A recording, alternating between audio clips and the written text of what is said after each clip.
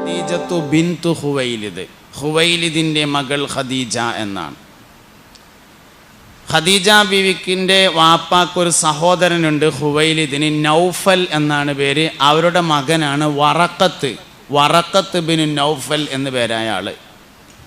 അപ്പോൾ വറക്കത്ത് ബിൻ നൗഫലും ഖദീജത്തു ബിന്തു ഖുവൈലിദും എളാപ്പ മൂത്താപ്പ മക്കളിലെ ആങ്ങളയും പെങ്ങളുമാണ്.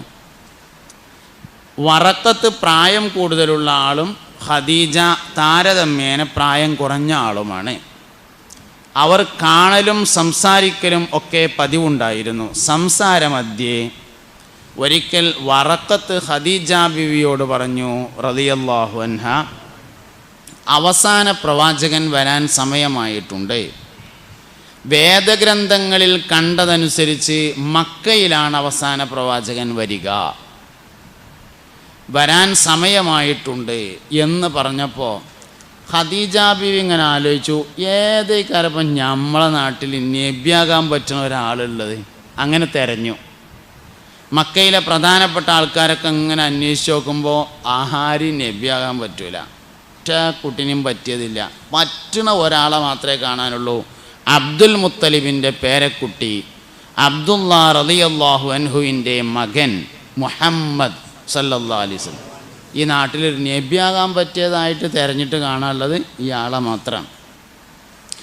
അതൊന്ന് ഉറപ്പിക്കാൻ തീരുമാനിച്ചു. അങ്ങനെ ഇരിക്കുമ്പോഴാണ് ഒരു ദിവസം അബൂ താലിബിനെ കണ്ടത്. അബൂ താലിബിനോട് പറഞ്ഞു, ഞാൻ കച്ചവടത്തിന് ആളുകളെ പറഞ്ഞേക്കാൻ വേണ്ടി ഒരുങ്ങുന്നുണ്ട്, അതുകൊണ്ട് നിങ്ങളെ അഞ്ചൻ്റെ മകൻ അബ്ദുല്ലാൻ്റെ റളിയല്ലാഹു അൻഹുവിൻ്റെ മകൻ മുഹമ്മദിനെ സല്ലല്ലാഹു അലൈഹി വസല്ലം എൻ്റെ കച്ചവട സംഘത്തിൽ പറഞ്ഞേക്കുകയാണെങ്കിൽ 2 പുരുഷൻ്റെ കൂലി കൊടുക്കാം എന്ന് പറഞ്ഞു. 2 ആണിൻ്റെ കൂലി. ആണുങ്ങൾക്ക് ആ കാലത്തും ഏറെക്കുറെ ഈ കാലത്തും കൂലിയിൽ വ്യത്യാസം ഉണ്ടാവും, നാടൻ കൂലിക്ക്. അപ്പോൾ 2 ആണിൻ്റെ കൂലി കൊടുക്കാം എന്ന് പറഞ്ഞു. അങ്ങനെ വീട്ടിൽ ചെന്നിട്ട് അബൂ താലിബ് നബി തങ്ങളോട് പറഞ്ഞു, മോനെ ഖദീജ കച്ചവടത്തിന് ആൾക്കാരെ പറഞ്ഞേക്കുന്നുണ്ട് എന്ന് പറഞ്ഞിട്ടു, അതുകൊണ്ട് പാപ്പാൻ്റെ കുട്ടിക്ക് പറ്റുമെങ്കിൽ ഒന്ന് പോയി നോക്കിയാൽ നമുക്ക് എന്തെങ്കിലുമൊക്കെ കിട്ടിയാൽ ഒജീനം കഴിക്കുകയും ചെയ്യാം എന്ന് പറഞ്ഞു. അബൂ താലിബ് സന്താനങ്ങൾ അധികരിച്ച ആളും സമ്പത്ത് കുറഞ്ഞ ആളുമാണ്. അന്ന് കൂട്ടുകുടുംബാണ്. ഷിഅബ് ബനി താലിബ് എന്നാണ് അവർ താമസിക്കുന്ന സ്ഥലത്തിന് പറയുന്ന പേര്.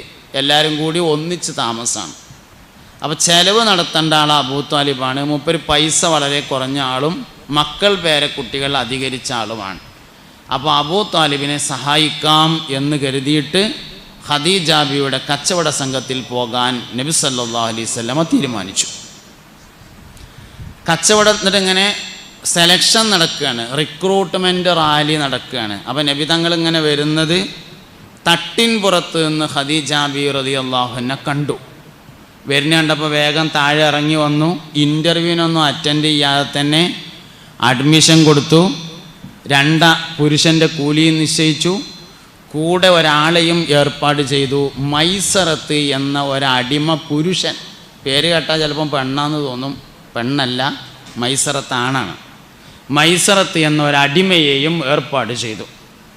അങ്ങനെ മൈസറത്തിനാകെ ഒരു പണിയുള്ളൂ, കച്ചവടമല്ല. കച്ചവടത്തിന് വേറെ ആൾക്കാരുണ്ട്, കച്ചവടത്തിന് വേറെ ആൾക്കാർ ഏർപ്പാട് ചെയ്തിട്ടുണ്ട്. മൈസറത്തിന് പണി എന്താ വെച്ചാൽ യാത്രയുടെ ഇടയിൽ വല്ല അത്ഭുതങ്ങളും കാണുന്നുണ്ടോ എന്നത് നിരീക്ഷിക്കുകയും വള്ളിപുള്ളി വ്യത്യാസമില്ലാതെ പറഞ്ഞു തരികയും ചെയ്യണം എന്നതാണ് മൈസറത്തിൻ്റെ ഡ്യൂട്ടി.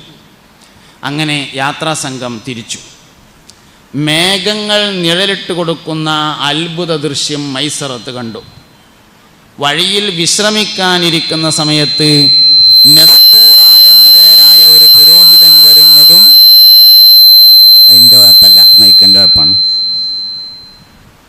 നെസ്തൂറ എന്ന ഒരു പുരോഹിതനെ കാണുന്നതും അയാൾ ഇത് അവസാനത്തെ പ്രവാചകനാണ് എന്ന് പറയുന്നതും മൈസറത്ത് കണ്ടു. ആ കച്ചവടത്തിനൊരു അത്ഭുതം ഉണ്ടായി. കച്ചവടത്തിന് ഉദ്ദേശിച്ച സ്ഥലത്തേക്ക് എത്തുന്നതിന് മുമ്പ് സാധനങ്ങൾ വിറ്റ് തീർന്നു. അതുകൊണ്ട് തന്നെ ഒരുപാട് പൈസ ഉണ്ടായിരുന്നു.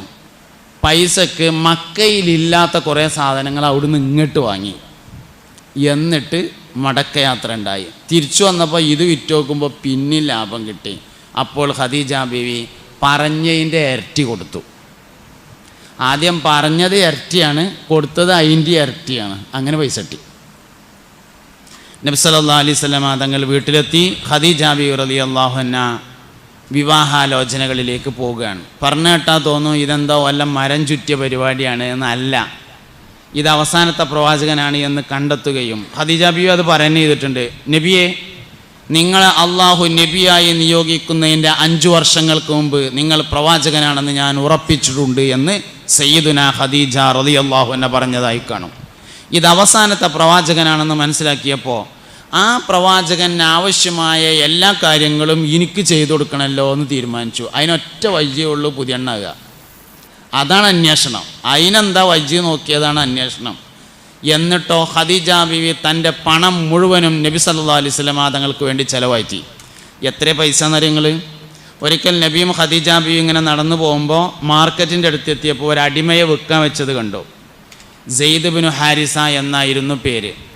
ആ അടിമൻ്റെ മുഖത്തേക്കിങ്ങനെ നോക്കുമ്പോൾ ലക്ഷണങ്ങളൊക്കെ കണ്ടപ്പോൾ ഒരു നല്ല മനുഷ്യനാണെന്ന് മനസ്സിലായി. മുസ്തഫ നബി സല്ലല്ലാഹു അലൈഹി വസല്ലം പറഞ്ഞു, ആ അടിമൻ്റെ ലക്ഷണമൊക്കെ നോക്കിയാൽ ഒരു നല്ല അടയാളം കാണാണ്ട് എന്ന് പറയാൻ ഒഴിവുണ്ടായില്ല. ഖദീജ ബീവി വാങ്ങാൻ തീരുമാനിച്ചു. 400 സ്വർണ്ണ നാണയങ്ങൾക്കാണ് അന്ന് സെയ്ദ് ബിനു ഹാരിസിനെ വാങ്ങിയത്, സ്വതന്ത്രനാക്കി. ഇന്നത്തെ കണക്കിന് 11 കോടി രൂപ. ഏകദേശം ഞാൻ കണക്കൂട്ടി പറഞ്ഞതാണ് ഒരു ഐഡിയ കിട്ടാൻ വേണ്ടിയിട്ട്. നമ്മളെ വിചാരം നമ്മളെ പൈസക്കാരുള്ളൂ എന്നാ. നമുക്ക് അങ്ങനെ ഒരു തോന്നലുണ്ട്, നമ്മളാണ് വലിയ പൈസക്കാരെന്ന്. ഇന്നത്തെ കണക്കിനത് വെച്ചാലേ 11 കോടി ഉറുപ്പ്യുണ്ട്. ഖദീജ ബീവി റളിയല്ലാഹു അൻഹ നബി തങ്ങളുടെ ഒരാവശ്യം നിർവഹിക്കാൻ വേണ്ടി മാത്രം ഒരു സമയത്ത് ചിലവാക്കിയതാണ്. ചിലവാക്കൽ വേറെ നടന്നിട്ടുണ്ട്. ഖദീജ ബീവിൻ്റെ കച്ചവടം എന്നൊക്കെ പറയുമ്പോൾ നമുക്ക് തോന്നും വല്ല അരിയാനേന്ന് തണുപ്പ് സീസണിൽ പുതപ്പ് ഉക്കാൻ വരുമ്പോഴത്തെ എന്തെങ്കിലും കച്ചവടം ഇക്കാരെന്ന്. അതൊന്നല്ല കച്ചവടം. കച്ചവടം എന്താ നോക്കണം, അതാണ് കച്ചവടം. അങ്ങനെ കച്ചവടം ചെയ്തു. ഇസ്ലാമിക ചരിത്രത്തിൽ ഏറ്റവും വലിയ കച്ചവടക്കാരൻ എന്ന് പറയുന്നത് ഖദീജ ബീവി അല്ല കേട്ടോ. ഏറ്റവും ഇസ്ലാമിക ചരിത്രത്തിൽ ഏറ്റവും നന്നായി അറിയപ്പെടുന്ന കച്ചവടക്കാരൻ വേറൊരാളാണ്. മക്കയിൽ നിന്ന് മദീനയിലേക്ക് നബിയും സഹാബത്തും ഹിജറ വന്ന സമയത്ത് നബി തങ്ങൾ ആദ്യമായി ചെയ്തത് തൻ്റെ കൂടെ മദീനയിലേക്ക് വന്ന മുഹാജിരീങ്ങളായ ആളുകളെ അൻസാരികളായ ഓരോരുത്തർക്ക് ഏൽപ്പിച്ചു കൊടുക്കലാണ് ആദ്യം ചെയ്തത്. ചങ്ങായിമാരാക്കി കൊടുക്കുക. വേറെ എവിടേക്കും പോകാനൊന്നുമില്ലല്ലോ, വേറെ സ്ഥലത്തേക്കും പോകാനില്ല.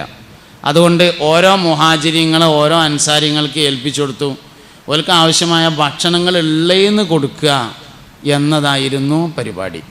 അങ്ങനെ മുസ്തഫ നബി സല്ലല്ലാഹു അലൈഹി വസല്ലം തങ്ങൾ മുഹാജിരിങ്ങളിൽപ്പെട്ട ഓരോ ആളുകളെ അൻസാരികളായ ആളുകൾക്ക് ഇങ്ങനെ ഏൽപ്പിച്ചു കൊടുത്തുകൊണ്ടിരിക്കുകയാണ്.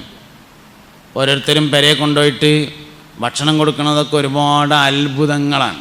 ഞാനതിലേക്ക് വരാം.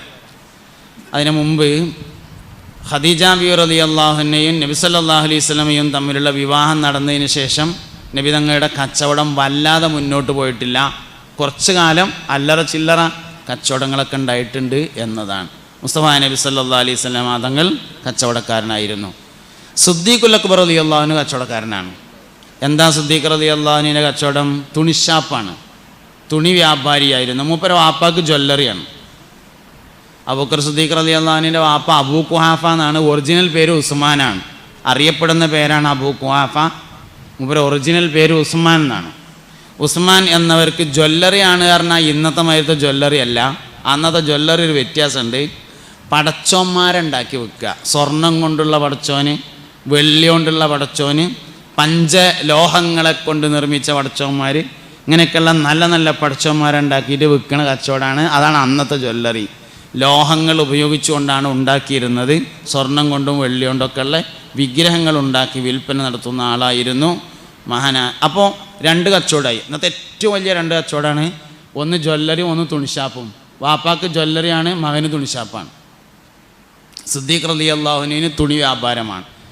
ഖിലാഫത്ത് ഏറ്റെടുത്തു മഹാനായ അബൂബക്കർ സിദ്ദീഖ് റളിയല്ലാഹു അൻഹു. ഖിലാഫത്ത് ഏറ്റെടുത്തിട്ട് പിറ്റേ ദിവസം രാവിലെ മൂപ്പര തുണിക്കട്ടൊക്കെ എടുത്തുങ്ങാണ്ട് കച്ചവടത്തിന് ഇങ്ങനെ പോകുമ്പോൾ വഴിയിൽ നിന്ന് ഉമർ ഖത്താബ് റളിയല്ലാഹു അൻഹുവിനെ കണ്ടു.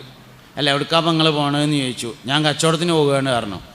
നിങ്ങളിപ്പോൾ ഈ ആദ്യ കച്ചവടത്തിന് പോക്ക് പോയാൽ ഇപ്പം നാട്ടുകാരെ കാര്യം ഘട്ടത്തിലാവുമല്ലോ എന്ന് പറഞ്ഞപ്പോൾ സിദ്ദീഖ് റളിയല്ലാഹു അൻഹു പറഞ്ഞു, അപ്പോൾ പിന്നെ എൻ്റെ കാര്യം ഘട്ടത്തിലാവൂലേ?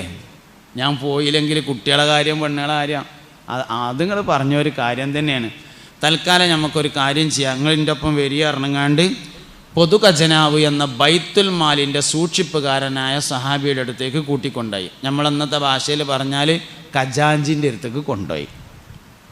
ചെന്നിട്ട് പറഞ്ഞു, ഈ അബൂബക്കർ ഇനി കച്ചവടത്തിന് പോയാൽ ശരിയാവില്ല റളിയല്ലാഹു അൻഹു, അതുകൊണ്ട് അബൂബക്കറിൻ്റെ ജീവിതത്തിനുള്ള ചിലവ് ബൈത്തുൽ മാലിൽ നിന്ന് കൊടുക്കണം എന്ന് പറഞ്ഞു. ഖജാഞ്ചി പറഞ്ഞു, ശരി, ഒരാളെ ചിലവ് കൊടുക്കാറുണ്ട്, ഒരു ദിവസം ഒരാളെ ചിലവ് നമുക്ക് ബൈത്തുൽ മാലിൽ നിന്ന് കൊടുക്കാറുണ്ട്. ഉമർ റളിയല്ലാഹു അൻഹു പറഞ്ഞു, ഒരാളെ ചിലവ് കൊടുത്തിട്ട് ബാക്കിയുള്ളവരെന്താ കാറ്റ് മുണുങ്ങി, അത് പറ്റൂലാറുണ്ട്. ഈ ശമ്പളത്തിന് തിരക്കൂടൽ അന്ന് തന്നെ ഉണ്ട് എന്ന് മനസ്സിലാകുന്നുണ്ട്, പറ്റൂലായിരുന്നു. പക്ഷേ അവനാനല്ല പറഞ്ഞത്, ഓർക്ക് വേണ്ടി വേറൊരാളാണ് പറയണത്. ഉമർ ഖത്താബാണ് പറയുന്ന ആൾ റളിയല്ലാഹു അൻഹു. ഒരാളത് പറ്റൂലായിരുന്നു. അതിൽ മൂപ്പർ പറഞ്ഞു, ശരി, രണ്ടാളത് കൊടുക്കാറുണ്ട്, ഭാര്യൻ്റെ കൂടെയും കൊടുക്കുക, ബാക്കി വല്ല എന്താ വെച്ചാൽ കാട്ടിക്കോട്ടെ, ഇവിടുന്ന് ഇട്ടൂലായിരുന്നു.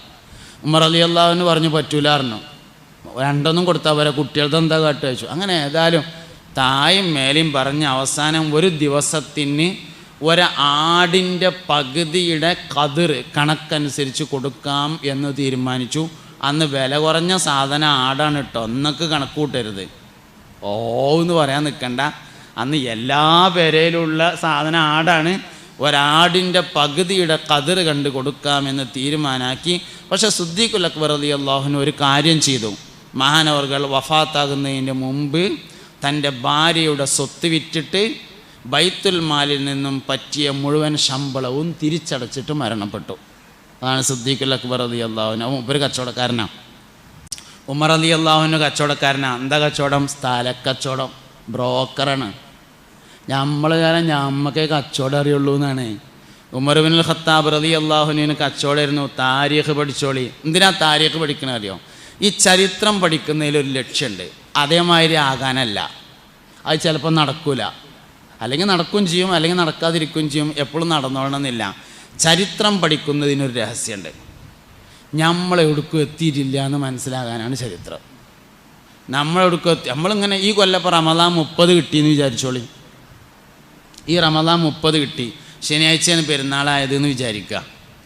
എന്നാൽ 30ൻ്റെ അന്ന് തറാവീഹ് കഴിഞ്ഞിങ്ങനെ പോകുമ്പോൾ നമ്മളിങ്ങനെ പറയും, അൽഹംദുലില്ലാഹ് ഈ കൊല്ലം തറാവീഹ് കിട്ടിയിട്ട് 30ഉം കിട്ടി, ഞാൻ 30 നിസ്കരിച്ചു എന്നൊക്കെ പറയുമ്പോൾ നമുക്ക് തന്നെ അങ്ങ് തോന്നും സ്വർഗത്തിൽ ഒരു നിലക്കും സ്ഥലം മതിയാവില്ല കേട്ടോ. കാരണം 30 തറാവീഹാണ് നിസ്കരിച്ചിട്ടുണ്ടേ, എന്തായാലും കുറച്ച് വലിപ്പം കൂട്ടേണ്ടി വരും എന്ന് വിചാരിച്ച് നമ്മളിങ്ങനെ പോകുമ്പോൾ പിറ്റേന്ന് പെരുന്നാൾ നിസ്കാരത്തിന് വന്നപ്പോൾ ഇമാമ് പ്രസംഗിക്കുകയാണ്. മഹാനായ സയ്യിദുനാ സക്കരിയൽ അൻസാറി റളിയല്ലാഹു അൻഹു എല്ലാ ദിവസവും രാത്രിയിൽ ഉറങ്ങുന്നതിൻ്റെ മുമ്പ് 300 റക്അത്ത് നിസ്കരിക്കാറുണ്ടായിരുന്നു. അപ്പം മനസ്സിലാവും നമ്മൾ 30 തറാവീഹ് ഒടുക്കും എത്തിയിട്ടില്ലാന്ന്. അതിനാണ് താരീഖ്, അതിനാണ് മുൻഗാമികളുടെ താരീഖ് പഠിക്കുക എന്ന് പറയുന്നത്. അബ്ദുറഹ്മാൻ ഇബ്നു ഔഫ് റളിയല്ലാഹു അൻഹു ആണ് സഹാബത്തിലെ ഏറ്റവും അറിയപ്പെട്ട കച്ചവടക്കാരൻ. ഇതല്ലോണം പഠിച്ചോളിങ്ങൾ കേട്ടോ. നിന്നോട് കച്ചവടക്കാരെ പറ്റി പറയണമെന്ന് ഇവർ പറഞ്ഞതുകൊണ്ടാണ് ഞാനത് പറയണത്. ഭൂരിഭാഗം ഇവിടെ ഉണ്ടാവാൻ സാധ്യത ഉള്ളത് കച്ചവടക്കാരായിരിക്കും എന്ന് പോലും മനസ്സിലാക്കിയതായിരിക്കും അങ്ങനെ പറയാനുള്ള കാരണം എന്ന് ഞാൻ മനസ്സിലാക്കുന്നു. ഞാൻ അല്ലെങ്കിലും ഒരു നിലക്കല്ലെങ്കിൽ മറ്റൊരു നിലയ്ക്ക് നമ്മൾ കച്ചവടക്കാരാണ്. ആരെ വിൽക്കാത്തവർ, ആരെ വാങ്ങാത്തവർ, ഇതിലെല്ലാവരും വിൽക്കണവരും എല്ലാവരും വാങ്ങണവരുമാണ്. അതൊരു നിലക്ക് കച്ചവടമാണല്ലോ. കച്ചവടക്കാർ എന്ന പേരിൽ അറിയപ്പെട്ടില്ല. സ്വഹാബത്തിൽ ഏറ്റവും വലിയ കച്ചവടക്കാരൻ അബ്ദുറഹ്മാൻ ഇബ്നു ഔഫ് റളിയല്ലാഹു അൻഹു ആയിരുന്നു. മഹാനവറുകൾ മക്കയിൽ നിന്ന് മദീനയിലേക്ക് ഹിജറ വന്നു. മുസ്തഫ നബി സല്ലല്ലാഹു അലൈഹി വസല്ലം തങ്ങൾ ഒരു അൻസാരിയായ മനുഷ്യന് അബ്ദുറഹ്മാൻ ഇബ്നു ഔഫിനെ ഏൽപ്പിച്ചു കൊടുത്തു. നമ്മളൊക്കെ നാട്ടിൽ ദർസുള്ള പള്ളിയിൽ മുത്തഅല്ലിമീങ്ങൾ വന്നാൽ കമ്മിറ്റിക്കാർ കാട്ടുമല്ലോ, ഈ കുട്ടീനെ ഇജ്ജുകൊണ്ടേക്കോ, ഈ കുട്ടീനെ ഇജ്ജുകൊണ്ടേക്കോ. അങ്ങനെ ഉണ്ടായാൽ പിന്നെ കുറച്ച് ദിവസം ഇങ്ങനെ പോകും. ആദ്യമൊക്കെ ചിലവ് പെരാന്ന് പറയും, പിന്നെ അത് സ്വന്തം പെരമായിരിയാവും, പിന്നെ ചിലവരേത്ത ഉമ്മാനെ ഉമ്മ എന്ന് വിളിക്കൽ തുടങ്ങും.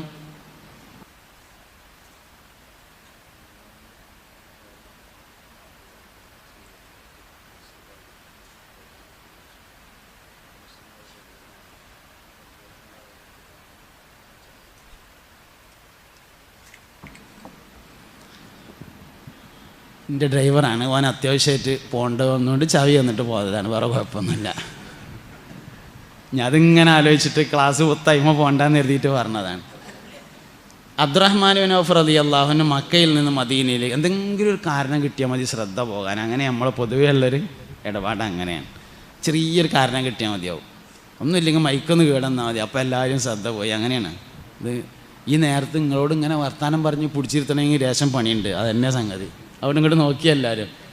അബ്ദുറഹ്മാൻ ബിൻ ഔഫ് റളിയല്ലാഹു അൻഹു മക്കത്ത് നിന്ന് മദീനത്തേക്ക് വന്നപ്പോൾ നബി തങ്ങൾ ഒരു അൻസാരിക്ക് കൊടുത്തു, കൊണ്ടുപോയിക്കോ പറഞ്ഞു. ആ അൻസാരി എന്ത് ചെയ്തു അറിയാം? വീട്ടിൽ കൊണ്ടുപോയിട്ട് രാത്രി ഭക്ഷണമൊക്കെ കഴിച്ച് നമ്മളെ ഭാഷയെ പറഞ്ഞാൽ ചോറൊക്കെ തിന്ന് കിടക്കാൻ നേരത്ത് മൂപ്പരോട് പറഞ്ഞു, കുട്ടിയെ എനിക്ക് 2 ഈത്തപ്പനത്തോട്ടമുണ്ട്, നല്ല കായ്ക്കണ 2 തോട്ടാണ്. ഇത് നേരം വെളുത്താലേ ഇതിൻ്റെ 2 ഈത്തപ്പനത്തോട്ടം ഒന്ന് കാണണം, എന്നിട്ട് അതിലെനിക്ക് ഏറ്റവും ഇഷ്ടപ്പെട്ട ഈത്തപ്പനത്തോട്ടം ഏതാണോ അത് അനക്ക് തരാം. എന്നാൽ പിന്നെ അനക്ക് അയിമ്മോട് സുഖമായിട്ട് കയ്യാലോ. പിന്നെ ഒരു കടന്ന വർത്താനം കൂടിയും പറഞ്ഞു, എനിക്ക് 2 പെണ്ണുങ്ങളുണ്ട്, ഭാര്യമാർ. നാളെ നേരം വെളുക്കുമ്പോൾ 2 ഒന്ന് കാണുക, നല്ല ഇഷ്ടപ്പെട്ടത് ആരേച്ചാൽ ഓക്ക് സമ്മതമാണെങ്കിൽ ഞാൻ ഒഴിവാക്കിയിട്ട് അനക്കാണ് കെട്ടിച്ചേരാം. ആദ്യകാലമാണ് കേട്ടോ ഇസ്ലാമിൻ്റെ, അനക്കാണ് കെട്ടിച്ചേരാറുണ്ട്. മൂപ്പര് പറഞ്ഞു, എനിക്ക് നിങ്ങളെ പെണ്ണുങ്ങളെയും വേണ്ട, എനിക്ക് നിങ്ങളെ തോട്ടം വേണ്ട, എനിക്ക് വേണ്ടത് അങ്ങാടിയിൽ കച്ചവടം കിട്ടുന്ന സ്ഥലം ഒന്ന് കാണിച്ചു തന്നാൽ മതി എന്ന് പറഞ്ഞു. അങ്ങാടിയിൽ കച്ചവടം കിട്ടുന്ന സ്ഥലം കാണിച്ചു തന്നാൽ മതി പറഞ്ഞു. അങ്ങനെയാണെങ്കിൽ അത് കാണിച്ചു തരാം. എല്ലാ സ്ഥലത്തും കച്ചവടം കിട്ടൂല, എല്ലായിടത്തൊന്നും കച്ചവടം കിട്ടൂല. കച്ചവടം കിട്ടൂല എന്ന് കണ്ടാൽ എത്ര നേരത്തെ ഷട്ടർ താത്തുന്നോ അത്രയും നഷ്ടം കുറക്കാം. കച്ചവടം നഷ്ടമാണ് എന്ന് മനസ്സിലായാൽ പിന്നെ ഒരു കാരണവശാലും പിടിച്ചിക്കാൻ പറ്റൂല. എത്ര നേരത്തെ അവസാനിപ്പിക്കുന്നോ അത്രയും നഷ്ടം കുറയുന്നുള്ളതാണ്. എല്ലാ സ്ഥലവും കച്ചവടം കിട്ടുന്ന സ്ഥലമല്ല. അതുകൊണ്ട് എനിക്ക് കച്ചവടം കിട്ടുന്ന സ്ഥലം കാണിച്ചു തരണം എന്ന് പറഞ്ഞു. പിറ്റേ ദിവസം രാവിലെ മൂപ്പരെയും കൂട്ടിയിട്ട് അങ്ങാടി പോയിട്ട് പറഞ്ഞു, ഇതാ ഈ ഒരു മൂലൻ്റെ വകയാണ്, ഈ ഒരു മൂല ഇവിടെ ഇരുന്നാൽ എല്ലാവർക്കും നല്ല കച്ചവടം കാണലുണ്ട് പറഞ്ഞു. അങ്ങനെ മൂപ്പരടുത്ത് മക്കത്തുനിന്ന് വന്നപ്പോൾ ഉണ്ടായിരുന്ന ചില്ലറ പൈസ ഉണ്ടായിരുന്നു, അതിന് എന്തോ ഒരു സാധനം വാങ്ങിയിട്ട് ആ മൂലൊക്കെ ചെന്നുങ്ങാണ്ട് ടവ്വലാണ് വിരിച്ചിട്ട് അവിടെ ഇരുന്ന് സാധനം വെക്കാൻ ഒഴിവില്ലാതെ ഒരാൾ വന്നിട്ട് ചോദിച്ചു, കൊടുക്കാനുള്ളതാന്ന് ചോദിച്ചു. ആന്ന് പറഞ്ഞു. എന്താ തരേണ്ടതെന്ന് ചോദിച്ചു. ചെറിയൊരു ലാഭം കൂട്ടി പറഞ്ഞു. അത് വാങ്ങി. അത് വിറ്റിങ്ങാണ്ട് വേറൊരു സാധനം വാങ്ങി. പിന്നെ അടുത്തത് വാങ്ങി. അങ്ങനെ അങ്ങോട്ട് കച്ചവടം തുടങ്ങിയിട്ട് മലഞ്ചെരിവ് നിറയെ ആടുകൾ, മാടുകൾ, ഒട്ടകങ്ങൾ അബ്ദുറഹ്മാൻ ബിൻ ഔഫ് റളിയല്ലാഹു അൻഹുവിനായി. മുത്തുനബി വഫാത്താവുമ്പോൾ സല്ലല്ലാഹു അലൈഹി വസല്ലം 9 ഭാര്യമാർ ജീവിച്ചിരിപ്പുണ്ടായിരുന്നു. ഈ 9 ആൾക്കാരുടെ ഫുള്ള് ചെലവ് നടത്തുന്നത് അബ്ദുറഹ്മാൻ ബിൻ ഔഫ് റളിയല്ലാഹു അൻഹുവാണ്. മക്കത്തുനിന്ന് ഒന്നുമില്ലാതെ അങ്ങോട്ട് വന്നതാണ്. താൻ മരിക്കുന്ന സമയത്ത് മകനെ വിളിച്ചിട്ട് പറഞ്ഞു, മോനെ നമുക്ക് ഒരുപാട് തോട്ടമുണ്ടല്ലോ, ഒരു തോട്ടം ബാപ്പാൻ്റെ കുട്ടി വിൽക്കണം, എന്നിട്ട് ബദറിൽ ജീവിച്ചിരിക്കുന്നവർക്ക് ഇനി ഇവിടുന്നാണ്ടുള്ള കാലം ജീവിക്കാൻ ആവശ്യമായ മുതലിജൻ കൊടുക്കണം എന്ന് പറഞ്ഞു. ഒരു തോട്ടം വിറ്റ് കിട്ടിയ സമ്പത്ത് ബദറിൽ ജീവിച്ചിരിക്കുന്നവർക്ക് മുഴുവൻ കൊടുത്തിട്ട് പൈസ ബാക്കിയുണ്ടായിരുന്നു. അത്രയും വലിയ പൈസക്കാരനായി അബ്ദുറഹ്മാൻ ബിൻ ഔഫ് റളിയല്ലാഹു അൻഹു മാറിയതിൻ്റെ പിന്നിൽ ഒരു രഹസ്യമാണ്. കച്ചവടം വിജയിക്കാൻ അബ്ദുറഹ്മാൻ ബിൻ ഔഫ് റളിയല്ലാഹു അൻഹുവിൻ്റെ പേരിലാണ് ഫാത്തിഹ ഓതേണ്ടത് കേട്ടോ. ഏത് വിഷയമാണെങ്കിലും ആ വിഷയത്തിൽ വിജയിച്ച ആളുകളെയാണ് തവസ്സുൽ ചെയ്യേണ്ടത്. കച്ചവടത്തിൽ ഏറ്റവും നന്നായി വിജയിച്ച ആൾ അബ്ദുറഹ്മാൻ ബിൻ ഔഫ് റളിയല്ലാഹു അൻഹു ആണ്. അതിൻ്റെ പിന്നിലൊരു രഹസ്യമുണ്ട്. എന്താ രഹസ്യം എന്ന് നിങ്ങൾ ഓസിക്ക് കിട്ടിയത് വേണ്ടാന്ന് വെച്ചതാണ്. നമ്മൾ ഓസിക്ക് കിട്ടിയാൽ ഓൽമെൻറ്റും തിന്നും എന്നുള്ളതാണ് പരിപാടി. എന്താ ഇല്ലാത്തതിൻ്റെ കാരണം, എന്താ നടക്കാത്തത്? അബ്ദുറഹ്മാൻ ബിൻ ഔഫ് റളിയല്ലാഹു അൻഹു ഉണ്ടായതിൻ്റെ കാരണം ഓസിക്കാണ് തരാമെന്ന് പറഞ്ഞു. അപ്പോൾ പറഞ്ഞു വേണ്ട, ഞാനാണ്ട് അധ്വാനിച്ചോളാം, അതിന് പറ്റിയൊരു സ്ഥലമാണ് കാണിച്ചു തന്നാൽ മതി പറഞ്ഞു. അങ്ങനെയാണ് കച്ചവടം ചെയ്തതാണ്. എനിക്ക് എത്ര ആലോചിച്ചിട്ടും മനസ്സിലാകാത്തൊരു കാര്യമുണ്ട്. BPL കാർഡിന് എന്തിനാ അപേക്ഷ കൊടുക്കണതെന്ന്.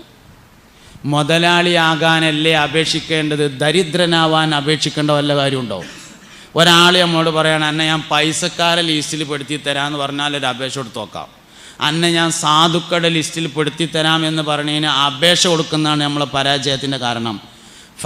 ഫക്കീറായി തുടരുന്നതിൻ്റെ പിന്നിൽ ഫക്കീറാവാൻ ആഗ്രഹിക്കുന്നു എന്ന രഹസ്യമുണ്ട്. നിങ്ങൾക്ക് മനസ്സിലായാലും വേണ്ടില്ല, ഇല്ലെങ്കിലും വേണ്ടില്ല. ഫക്കീറായി തുടരുന്നതിൻ്റെ പിന്നിൽ ഫക്കീറായി തുടരാൻ അവൻ ആഗ്രഹിക്കുന്നു എന്ന രഹസ്യമുണ്ട്. 25,000 തെണ്ടാൻ പോയി, സക്കാത്ത് വാങ്ങാൻ പോയി. അങ്ങനെ കുറച്ച് പൈസയൊക്കെ കിട്ടി. അങ്ങനെ ആ പൈസയായിട്ട് ഇങ്ങനെ വന്നിട്ട് കക്കൂസ് കയറിങ്ങാണ്ട് വായിലടച്ചിട്ട് എണ്ണി നോക്കി. എന്നിട്ട് അതിങ്ങനെ കീശയ്ക്ക് വെക്കുമ്പോൾ മനസ്സിലിങ്ങനെ വിചാരിച്ചു, പഠിച്ചോനെ ഈ കൊല്ലത്തെ 25,000 ചൂടുമായി കൊറോണയായിട്ട് ഫുള്ള് നക്കിപ്പോയി. അടുത്ത കൊല്ലത്തെ 25,000 കുറച്ചും കൂടി തോന സക്കാത്ത് തരണേ അല്ലാന്ന് ആഗ്രഹിച്ച എന്താ അതിൻ്റെ അർത്ഥം? അടുത്ത കൊല്ലം 25,000 ഇന്നെ തെണ്ടിയാക്കണേ. എന്താ ഓന് നേരെ തിരിച്ചൊന്ന് ആഗ്രഹിച്ചൂടെ? പടച്ചോനെ ഈ കൊല്ലത്തെ 25,000 സക്കാത്ത് വാങ്ങേണ്ടി വന്നു, അടുത്ത കൊല്ലത്തെ 25,000 സക്കാത്ത് കൊടുക്കാനുള്ള ഒരവസ്ഥ എനിക്ക് തരണേ എന്ന് തോർന്നാൽ ആടാ ജൈനാത്രൊക്കെ ആയോന്ന് അള്ളാഹു ചോദിക്കുമോ? ചോദിക്കില്ലല്ലോ. നമ്മുടെ മനസ്സാണ് നമ്മളെ ഫക്കീറാക്കണ കാരണം, വേറൊന്നുമല്ല. വലുതായി ചിന്തിക്കണം, അപ്പോഴേ വലുതാവുള്ളൂ. ചെറുതായി ചിന്തിച്ചാൽ ചെറുതായി കൊണ്ടിരിക്കും. അപ്പോൾ ദരിദ്രനാകുന്നതിൻ്റെ പിന്നിൽ അങ്ങനെ ഒരു രഹസ്യമുണ്ട്. അബ്ദുറഹ്മാൻ ഇബ്നു ഔഫ് ലോകം കണ്ട ഏറ്റവും വലിയ സമ്പന്നനായി മാറിയതിൻ്റെ പിന്നിലെ രഹസ്യം ഓസിക്ക് വേണ്ട, ഞാൻ അധ്വാനിച്ച് ജീവിച്ചോളാം എന്ന് തീരുമാനിച്ചതാണ് എന്ന് കാണാം. ഇനി അവിടുന്ന് ഇങ്ങനെ താഴത്തേക്ക് വന്നാൽ കച്ചവടക്കാർ വേറെയുണ്ട്. കച്ചവടക്കാർ ഇഷ്ടം പോലല്ലേ. മുഹിയുദ്ദീൻ ഷെയ്ഖ് റളിയല്ലാഹു അൻഹു കച്ചവടക്കാരനാണ്. 25-ാമത്തെ വയസ്സിലാണ് ആദ്യം കച്ചവടം ചെയ്യുന്നത്. 25 വയസ്സ് വരെ നാട്ടിൽ ഉമ്മാൻ്റെ കൂടെ പഠിച്ചു. വാപ്പ ചെറുപ്പത്തിൽ മരണപ്പെട്ടു. 25-ാമത്തെ വയസ്സിൽ ഇൽമു പഠിക്കാൻ വേണ്ടി നാട് വിട്ടു, കൂടെ കച്ചവടം ചെയ്തു. ആദ്യം ചെയ്ത കച്ചവടം വെള്ളക്കച്ചവടമാണ്. തണ്ണിമത്തൻ റോഡ് സൈഡിൽ നിന്ന് എൻ്റെ വക പറഞ്ഞാണ്. ആദ്യം ചെയ്തത് വെള്ളക്കച്ചവടമാണ് ആരംഭിച്ചത്.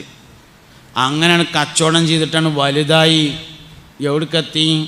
1000 കൊല്ലങ്ങൾക്ക് മുമ്പാണ് മുഹിയുദ്ദീൻ ഷെയ്ഖ് റളിയല്ലാഹു അൻഹു ജീവിക്കുന്നത്. 470 ഹിജ്റ 470. ഇന്ന് ഹിജ്റ 1500 ഏകദേശം അടുത്താണ്. അപ്പോൾ 1000 കൊല്ലങ്ങൾക്ക് മുമ്പാണ് ഷെയ്ഖ് ജീലാനി റളിയല്ലാഹു അൻഹു ജീവിക്കുന്നത്. എന്താ കച്ചവടം എന്നറിയങ്ങൾ? 1000 കൊല്ലങ്ങൾക്ക് മുമ്പ് മുഹിയുദ്ദീൻ ഷെയ്ഖിന് സ്വന്തമായി കപ്പലുണ്ടായിരുന്നു. ആ കപ്പലിൻ്റെ സ്ഥാനത്ത് ഇന്ന് ഹെലികോപ്റ്ററാണ്. കേരളത്തിലാകെ സ്വന്തം ഹെലികോപ്റ്റർ ഉള്ളത് 4 ആൾക്കാർക്കാണ്. 1000 കൊല്ലം കഴിഞ്ഞു. 1000 വർഷങ്ങൾക്ക് മുമ്പ് മുഹിയുദ്ദീൻ ഷെയ്ഖിന് സ്വന്തമായിട്ട് കപ്പലുണ്ട്. മുഹിയുദ്ദീൻ മാലയിൽ പറയണ്ടല്ലോ, ഒരിക്കൽ വന്നിട്ട് ഷെയ്ഖ് ജീലാനി റളിയല്ലാഹു അൻഹുവിനോട് പറഞ്ഞു, നിങ്ങളെ കപ്പൽ കൊള്ളക്കാർ കൊണ്ടുപോയിട്ടുണ്ട് പറഞ്ഞു. അതിൽ മൂപ്പർ പറഞ്ഞു അൽഹംദുലില്ലാ എന്ന് പറഞ്ഞു. കുറച്ച് കഴിഞ്ഞപ്പോൾ വേറെ ആൾ വന്നിട്ട് പറഞ്ഞു, അത് നിങ്ങളെ കപ്പലല്ല വേറെ ആരതോ ആണ് പറഞ്ഞു. അപ്പോഴും പറഞ്ഞു അൽഹംദുലില്ലാ എന്ന്. ഞാൻ അതെന്തിനാ പറഞ്ഞതെന്ന് അറിയോ? കപ്പലുണ്ടായിരുന്നു എന്നുള്ളതിന് തെളിവ് പറഞ്ഞതാണ്. 1000 കൊല്ലം മുമ്പ് മുഹിയുദ്ദീൻ നമ്മളെ ജാനം നമ്മളെ കച്ചവടക്കാരുള്ളൂ എന്നാണ്. ഒരു കച്ചവടക്കാരന് കുത്തുബും ഗൗസുമാവാൻ കഴിയും എന്നതിൻ്റെ തെളിവാണ് മുഹിയുദ്ദീൻ ഷെയ്ഖ് അബ്ദുൽ ഖാദിർ ജീലാനി റളിയല്ലാഹു അൻഹു. കച്ചവടക്കാരനാണ്. അതന്നെ പഴയ കാലത്തൊക്കെ വയല് പറഞ്ഞിരുന്ന ഒരാളുണ്ടായിരുന്നു, ഷുജായി മൊയ്തു മൗലവി പറഞ്ഞ ഒരാൾ. വയല് പറയും, പാട്ടൊക്കെ പാടിയിട്ട് വയല് പറയും. പൊട്ടാ നീ മുന്തുള്ളി പിഞ്ചോരക്കട്ട, പിന്നിന്ന് കാട്ടം ചുമന്നു ഒരു കൊട്ട. ഷുജായിയുടെ പാട്ടാണ്. മാറുന്നു മാസങ്ങൾ കൊല്ലങ്ങളാഴ്ച, ഗടികൾ കണക്കേ നിൻ ആയുസ്സിൻ തീർച്ച. ഷുജായിയുടെ പാട്ടാണ്. അങ്ങനെ പാട്ടൊക്കെ പാടിയിട്ട് വയല് പറയും. അങ്ങനെ മൂപ്പര് ഉംറക്കും ഹജ്ജിനും പോയി മക്കത്തേക്ക്. ഉംറ ഹജ്ജൊക്കെ കഴിഞ്ഞിട്ട് മദീനത്ത് ഇങ്ങനെ ഇരിക്കണ സമയത്ത് ഉണ്ടോ, അത്ര മതി ശ്രദ്ധ പോവാൻ. ഇങ്ങോട്ട് നോക്കി നിങ്ങൾ മനുഷ്യന്മാരെ, അത്ര മതി. നമുക്ക് എന്തെങ്കിലും ചെറിയൊരു കാരണം കിട്ടിയാൽ മതി. ഇനിയിപ്പോൾ നമ്മളെ കുട്ടികൾ പഠിക്കാത്തതിന് എന്താ പറഞ്ഞിട്ട് കാര്യം? നമ്മൾ തന്നെ ഇങ്ങനെ ഇങ്ങോട്ട് നോക്കി നിങ്ങൾ, എന്നാലേ പറയുള്ളൂ. നിങ്ങൾ വേറെ എടുക്കുന്ന നോക്കിയാൽ ഞാൻ തമാശയൊക്കെ പറയാം, അല്ലെങ്കിൽ പാട്ടൊക്കെ പാടും. അങ്ങനെയാണ് ഇപ്പോൾ നടക്കാൻ. അതുകൊണ്ട് ഇവിടെ നോക്കിയാലേ പറയണം. അപ്പോൾ ഷുജായി ഉംറക്ക് പോയി, ഹജ്ജിന് പോയി. ഹജ്ജിനെ ഉംറക്കാന്നറിയില്ല, എന്തായാലും പോയി. അങ്ങനെ ഉംറ കഴിഞ്ഞിട്ട് അല്ലെങ്കിൽ ഹജ്ജ് കഴിഞ്ഞിട്ട് മദീനയിൽ സിയാറത്തൊക്കെ കഴിഞ്ഞിട്ട് റൗള ഷരീഫിൻ്റെ അടുത്ത് ഇരുന്നിട്ട് ദുആ പടച്ചോനെ, അള്ളാഹുവേ എനിക്ക് ജീവിതത്തിൽ വഴി കാണിക്കാൻ പറ്റുന്ന ഒരാളെ എൻ്റെ ജീവിതകാലത്ത് എനിക്ക് നീ കാണിച്ചു തരണമേ അല്ലാ.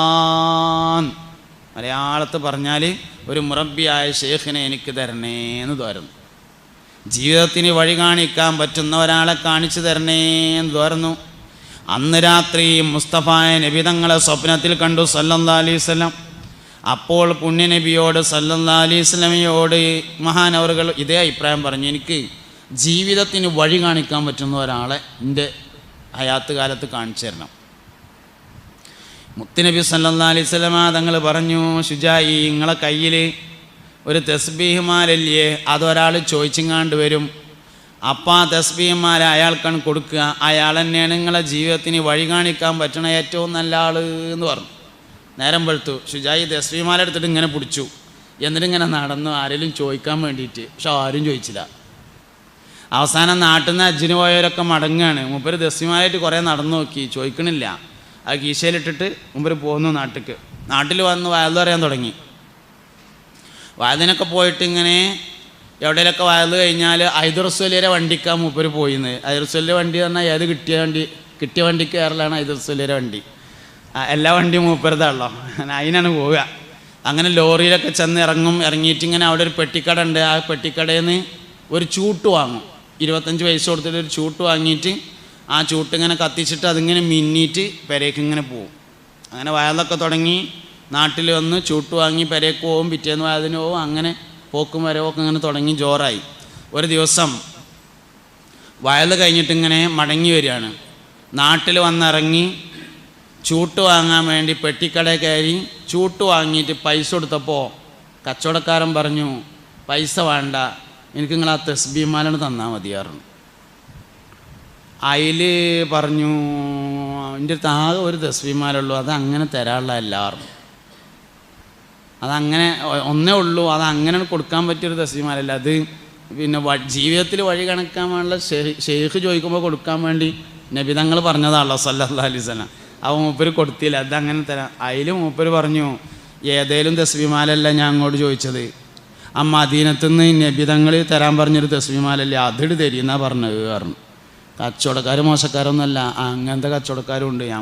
നമ്മളെന്നെ കച്ചവടമാകുമ്പോൾ കുറച്ചൊക്കെ തട്ടിപ്പും വെട്ടിപ്പൊക്കെ ഉണ്ടാവും. 2 കൂട്ടർക്കാർക്കാണ് അങ്ങനെ ഒരു തോന്നലുള്ളത്. ഒന്ന് രാഷ്ട്രീയക്കാർക്ക്, വേറൊന്ന് കച്ചവടക്കാർക്കും. കുറച്ചൊക്കെ അങ്ങനെ ഇങ്ങനെയൊക്കെ ഉണ്ടാവും. ഒന്ന് അത്താജിറു സദൂഖുൽ അമീനു മഅൻ നബിയ്യിന വസ്സുദ്ദീഖീൻ ഹബീബുനാ റസൂലുള്ളാഹി.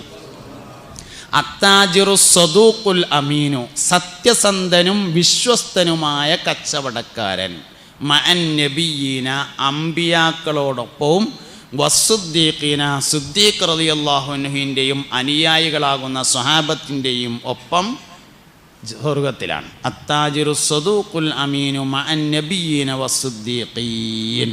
പക്ഷെ 2 നിബന്ധനയുണ്ട് കച്ചവടത്തിന്. 1 വിശ്വസ്തത, 2 സത്യസന്ധത. അത് രണ്ടും ഉണ്ടോ പെട്ടിക്കട മതി സ്വർഗത്തിൽ പോകാൻ. നല്ലത് കേടെന്നാൽ പറ്റരപ്പാവും. ഏത് സംഗതി അങ്ങനെയാണ്.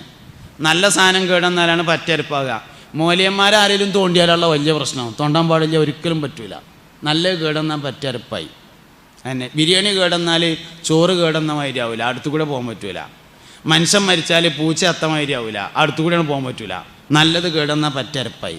അതന്നെയാണ് കച്ചവടത്തിനുള്ളത്. നല്ലതൊക്കെ ചെയ്താൽ സ്വർഗത്തിൽ പോകാൻ ഒരു പെട്ടിക്കട മതിയാവും.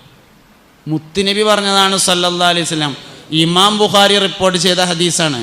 അത്താജിറു, കച്ചവടക്കാരൻ, അസ്സദൂഖു, സത്യസന്ധൻ, അൽ അമീനു, വിശ്വസ്തൻ, മഅൻ നബിയ്യീന വസ്സുദ്ദീഖീൻ, നബിമാരോടും സുദ്ദീഖീങ്ങളോടും ഒപ്പമാകുന്നു. 2 കാര്യം വേണം. 1 സത്യസന്ധതയുണ്ടായിരിക്കണം, 2 വിശ്വസ്തതയുണ്ടായിരിക്കണം. രണ്ടും 2ആണ്, ഒന്നല്ല. 2 സത്യസന്ധത വേറെയാണ്, വിശ്വസ്തത വേറെയാണ്.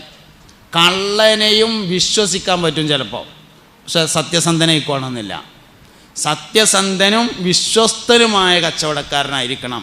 അതാണ് കച്ചവടത്തിൻ്റെ മാനദണ്ഡം. സത്യസന്ധനായിരിക്കണം, വിശ്വസ്തനായിരിക്കണം. എന്നാൽ കച്ചവടം കൊണ്ട് വിജയിക്കാൻ വേണ്ടി പറ്റും. തന്നെ 2 കൂട്ടർക്കും ലാഭം ഉണ്ടാവുകയാണ്, സത്യസന്ധതയും വിശ്വസ്തതയും. വേഗം മനസ്സിലാകുന്ന ഭാഷയിൽ പറഞ്ഞുതരാം. വിൽക്കണവനും ലാഭം വേണം, വാങ്ങണവനും ലാഭം വേണം. അതാണ് വിശ്വസ്തതയും സത്യസന്ധതയും. ഓൻ്റെ അടുത്ത് വിശ്വസിച്ച് വാങ്ങാം എന്നൊരാൾ പറയാന്ന് പറഞ്ഞാൽ അതെങ്ങനെ 2 കൂടി ഉണ്ടാവുക എന്ന് നമുക്ക് തോന്നും. ഉണ്ടാവും. ഞാൻ നല്ലൊരു ഉദാഹരണം പറയാം. നമ്മളൊരു സ്ഥലക്കച്ചവടക്കാരനാണെന്ന് വിചാരിക്കുക. 5 സെൻറ്റ് 10 സെൻറ്റ് അവിടെ ഉണ്ട്, ഇവിടെ ഉണ്ട്, അപ്പടി ഇപ്പടി, ഇതാണ് പരിപാടി. സ്ഥലക്കച്ചവടമാണെന്ന് വിചാരിക്കുക. അങ്ങനെ പള്ളീൻ്റെ അടുത്ത് ലാഭത്തിൽ കിട്ടിയപ്പോൾ ഒരു 10 സെൻറ്റ് സ്ഥലം വാങ്ങി. ഇവിടെ അല്ല, ഉള്ളിലെവിടെയാണ്. സെൻറ്റിന് 2 ലക്ഷം റുപ്യ, 10 സെൻറ്റിന് 20 ലക്ഷം റുപ്യ കൊടുത്തിട്ട് വാങ്ങി. വാങ്ങിയതിൻ്റെ ശേഷം അതിൻ്റെ സൈഡൊക്കെ ഒന്ന് പൊട്ടലിറക്കിങ്ങാണ്ട് കെട്ടി അതിൽ കുറച്ച് മൗസിരായൻ്റെ കന്നൊക്കെ കൊണ്ടുവന്ന് വെച്ച് ശേഷം മുരിങ്ങാക്കാലൊക്കെ കുഴിച്ചിട്ടുങ്ങാണ്ട് ചീമക്കൊന്നൊക്കെ കുഴിച്ചിട്ട് അതിൽ കൂടെ കുരളകിൻ്റെ വള്ളിയൊക്കെ കയറ്റി ഒരു നാടങ്ങളൊക്കെ കുത്തിയിട്ട് ഒന്നാണ് നനച്ചു, ഒന്നാണ്ട് ഉഷാറാക്കി. പട്ടയം വാങ്ങി നീതിയൊക്കെ അടച്ചു, പേപ്പറൊക്കെ ക്ലിയറാക്കി. അങ്ങനെ ഇരിക്കുമ്പോൾ അബ്ദുറഹ്മാൻ തറടണമെന്ന് കരുതിങ്ങാണ്ട് ഗൾഫിൽ നിന്ന് വന്നു. ഓൻ പള്ളിക്കൊന്ന് നിസ്കരിച്ച് കഴിഞ്ഞ് ഇങ്ങനെ പോകുമ്പോൾ മൈമുട്ടി ഹാജിയുടെ 10 സെൻറ്റ് കണ്ടു. അപ്പോൾ കൂടെ ഉണ്ടായിരുന്ന ആൾക്കാരോട് ചോദിച്ചു, ഈ സ്ഥലം പാരതാന്ന് ചോദിച്ചു. അത് നമ്മളെ മൈമുട്ടി ഹാജിയുടെയാണ് പറഞ്ഞു. ബുക്കുള്ളതാണോ ചോദിച്ചു. ആ, മൂപ്പർക്ക് ഇങ്ങനെ 5 സെൻറ്റ് 10 സെൻറ്റിനൊക്കെ ഇടപാടുണ്ട്, കച്ചവടത്തിനുള്ള തന്നെയാണ്. മൈമുട്ടി ഹാജിയുടെ അടുത്ത് എന്നിട്ട് ചോദിച്ചു, മൈമുട്ടി ഹാജി നിങ്ങൾ ആ പള്ളിൻ്റെ അടുത്തുള്ള 10 സെൻറ്റ് കൊടുക്കാനുള്ളതാണോ ചോദിച്ചു. ആന്ന് പറഞ്ഞു. എന്താ വേണ്ടതെന്ന് ചോദിച്ചു. അതിൽ പറഞ്ഞു, പിന്നെ എന്നോട് പറയാം, ഞാനത് 20 ലക്ഷം റുപ്യക്ക് വാങ്ങിയതാണ്. പിന്നെ അതിൻ്റെ പട്ടയൊന്നും ഉണ്ടായിരുന്നില്ല, അതൊക്കെ വാങ്ങി നികുതിയൊക്കെ അടച്ച് ക്ലിയറാക്കി സൈഡൊക്കെ കെട്ടി മണ്ണൊക്കെ ഇട്ട് നിരത്തി എന്നാൽ കാണുന്ന രൂപത്തിലാക്കാൻ എനിക്കൊരു 50,000 റുപ്യേൻ്റെ ചിലവുണ്ട്. 20,50,000 റുപ്യ ഞാനതൊരു 25 ലക്ഷം റുപ്യ തന്ന് ആനക്കണ്ട് തരാമെന്ന് പറഞ്ഞു. എന്തേലും കുറയുമെന്ന് ചോദിച്ചു. ഇല്ലടാ, എനിക്ക് എന്തേലുമൊക്കെ ഒന്ന് കിട്ടണ്ടേ, അപ്പോൾ കുറച്ച് കാലമായിട്ട് എൻ്റെ അടുത്ത് കിടക്കല്ലേ, അതുകൊണ്ട് ഒരു 25 റുപ്യ. ഓൻ പറഞ്ഞു ഞാനൊന്ന് ആലോചിക്കട്ടെ എന്ന് പറഞ്ഞാൽ അവിടെ നിന്ന് പോയി. 1-2 കച്ചവടക്കാരെ കണ്ടിട്ട് ചോദിച്ചു, നമ്മൾ ആ പള്ളിൻ്റെ നേരെ ബാക്കിലുള്ള മൈമുട്ടി ഹാജിയുടെ 10 സെൻറ്റ് കൊടുക്കുകയാണ്, ഞാൻ കൊല്ലൊന്ന് തറട്ടുങ്ങാണ്ട് പോകണമെന്ന് കരുതി വന്നതാണ്, വാങ്ങിയാൽ എങ്ങനെ ഉണ്ടാവും എന്ന് ചോദിച്ചു. മൂക്കിക്കപ്പെട്ടായ മുഴുവൻ കച്ചവടക്കാരും പറഞ്ഞു വാങ്ങിക്കോ, ലാഭമാണ്, അതാ ലാഭം. അവസാനം അമ്മോൻ്റെ അടുത്ത് പോയിട്ട് ചോദിച്ചു, അമ്മ ഞാൻ ആ മൈമുട്ടി ഹാജിയുടെ സ്ഥലം ഒന്ന് നോക്കിയിട്ടുണ്ട്, അത് വാങ്ങിയാൽ എങ്ങനെ ഉണ്ടാവുമെന്ന്. അമ്മോൻ പറഞ്ഞു അത് വാങ്ങിക്കോ, എന്തുകൊണ്ടും ലാഭമാണ് എന്ന്. വാങ്ങണവന് ലാഭമായി, കൊടുക്കണവന് 4.5 ലക്ഷം റുപ്യ ലാഭമായി. ഇതാണ് ലാഭം എന്ന് പറഞ്ഞ സാധനം. ഇങ്ങനെ കിട്ടുന്ന മുതലിനെ ഹലാലും തൊയ്യിബുമായ മുതൽ എന്ന് പറയും. മുതൽ ഹലാലും തൊയ്യിബുമാണെങ്കിലേ മക്കൾ നന്നാവുകയുള്ളൂ. വളരെ പ്രധാനപ്പെട്ട ഒരു അടിസ്ഥാനമാണ്. കുട്ടികൾ കേടുവരുന്നതിനാകെ ഒരു കാരണമേ ഉള്ളൂ, തിന്നാൻ കൊടുക്കുന്നത് ഹലാലും തൊയ്യിബുമായില്ല എന്ന ഒരൊറ്റ കാരണം മാത്രമാണ്. വേറെ ഒരു കാരണവും മക്കൾ കേടുവരുന്നതിനില്ല, ഒന്നുമില്ല, ഒറ്റ കാരണമേ ഉള്ളൂ.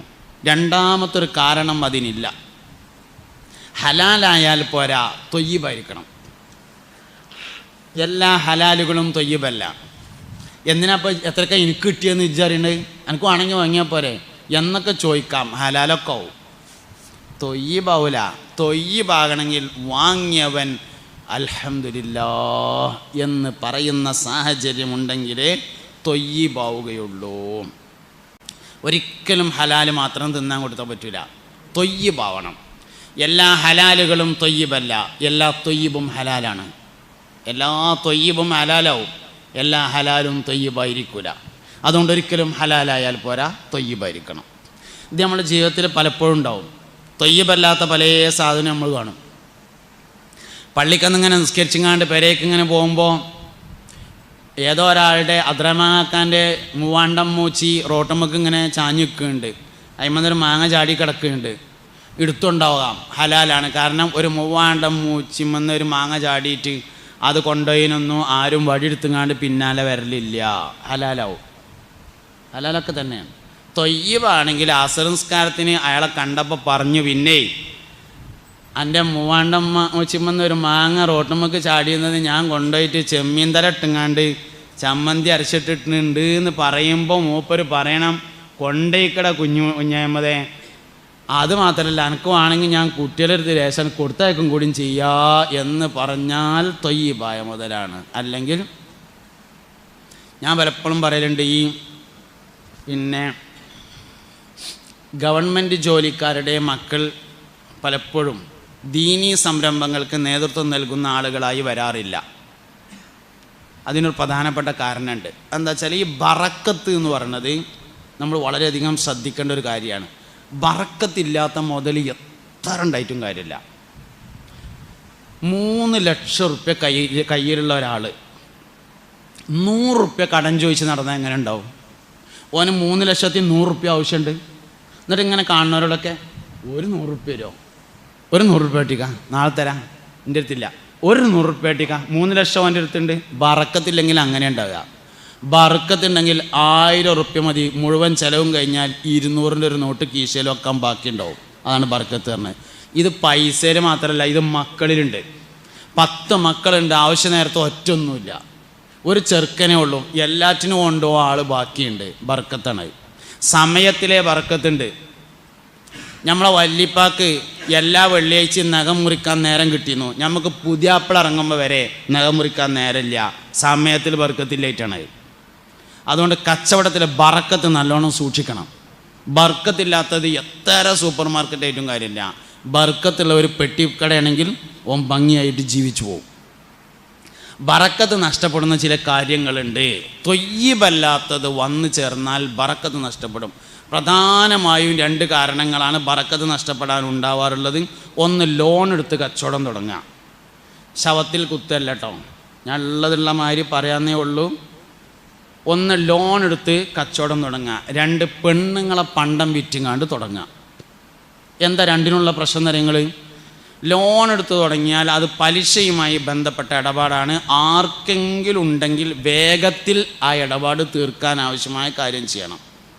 അത് എന്ന് തീരണോ അന്ന് മുതൽ ബർക്കത്ത് തുടങ്ങും. വേഗം തീർക്കണം. പെണ്ണുങ്ങളെ പണ്ടം വിറ്റാൽ എന്താ വെച്ചാൽ, പെണ്ണുങ്ങൾ അവരുടെ പണ്ടം ഇഷ്ടപ്പെട്ട് തരൂല. ഒരു പെണ്ണും തരൂല കേട്ടോ. നിങ്ങളെ പെണ്ണുങ്ങളെ അതിൽ നിന്ന് ഒഴിവാണെങ്കിൽ അത് മാത്രം ഒഴിവാക്കി കളി തരൂല. അതിൻ്റെ തെളിവെന്താ കാര്യങ്ങൾ? വാപ്പ മരിച്ചിട്ട് മുതൽ ഒരുക്കുമ്പോൾ അടുക്കളയിൽ നിന്ന് ഉമ്മ വിളിച്ചു പറയും, കുട്ടികളെ വാപ്പ പണ്ട് ഖത്തർക്ക് പോയത് ഇമ്മാൻ്റെ മണിക്കാതിര വിറ്റിട്ടായിരുന്നു കേട്ടോ, അതുകൊണ്ട് റോഡ് സൈഡിൽ ഉമ്മാക്ക് 3 സെൻറ്റ് അധികം അളന്നിട്ടാളീന്ന് പറഞ്ഞാൽ എന്താ അതിൻ്റെ അർത്ഥം? പണ്ട് മണിക്കാതിര ഖത്തർക്ക് പോകുമ്പോൾ കൊടുത്തത് ഇഷ്ടപ്പെട്ടിട്ടല്ല. അതാണ് ആ പറഞ്ഞതിൻ്റെ അർത്ഥം. അപ്പോൾ പെണ്ണുങ്ങൾ പണ്ടം ഇഷ്ടപ്പെട്ട് തരൂല എന്നുള്ളതുകൊണ്ട് ഞാനങ്ങനെ പറഞ്ഞതാണ്. ഏതെങ്കിലും ഒരു പെണ്ണ് തന്നിട്ടുണ്ടെങ്കിൽ ഞാൻ ഈ പറഞ്ഞതിന് ഒഴിവാണ്. സൂക്ഷിക്കേണ്ട 2 കാര്യങ്ങളാണ് ഇത് രണ്ടും.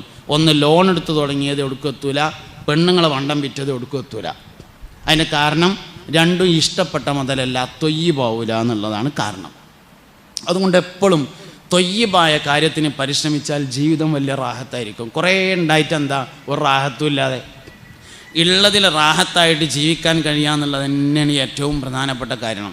അപ്പോൾ അതുകൊണ്ട് പ്രത്യേകിച്ച് ഭക്ഷണ സാധനം കൈകാര്യം ചെയ്യുന്നവർ നല്ലോണം സൂക്ഷിക്കണം. ഇറച്ചി കച്ചവടം ചെയ്യുന്നവർ, മീൻ കച്ചവടം ചെയ്യുന്നത്, കോഴി കച്ചവടം ചെയ്യുന്നവർ, ബേക്കറി നടത്തുന്നവർ, അച്ചാർ കമ്പനി നടത്തുന്നവർ, ഹോട്ടൽ നടത്തുന്നവർ, വെള്ള കച്ചവടം ചെയ്യുന്നവർ, ഇങ്ങനെ ഭക്ഷണ സാധനം കൈകാര്യം ചെയ്യുന്നവർ സൂക്ഷ്മത പാലിച്ചിട്ടില്ലെങ്കിൽ മക്കളിൽ 3-ൽ ഒരു ബുദ്ധിമുട്ട് അനുഭവിക്കേണ്ടി വരും. 3-ൽ 1 ഇങ്ങനെയൊക്കെ പറയുമ്പോൾ എന്നാൽ ഇനി കച്ചവടം വേണ്ടെന്ന് തീരുമാനിക്കരുത്. ചെയ്യണ ഏറ്റവും നല്ല തൊഴിൽ എന്തെന്നെയാണ്? കച്ചവടം തന്നെയാണ്. നല്ലത് കേടെന്നാലാണ് വടക്കാവുക. ചെയ്യുകയാണെങ്കിൽ ചെയ്യാൻ പറ്റുന്ന ഏറ്റവും നല്ല തൊഴിൽ കച്ചവടമാണ്. കൃഷി കഴിഞ്ഞാൽ പിന്നെ 1-ാം സ്ഥാനത്തുള്ളത് കച്ചവടമാണ്.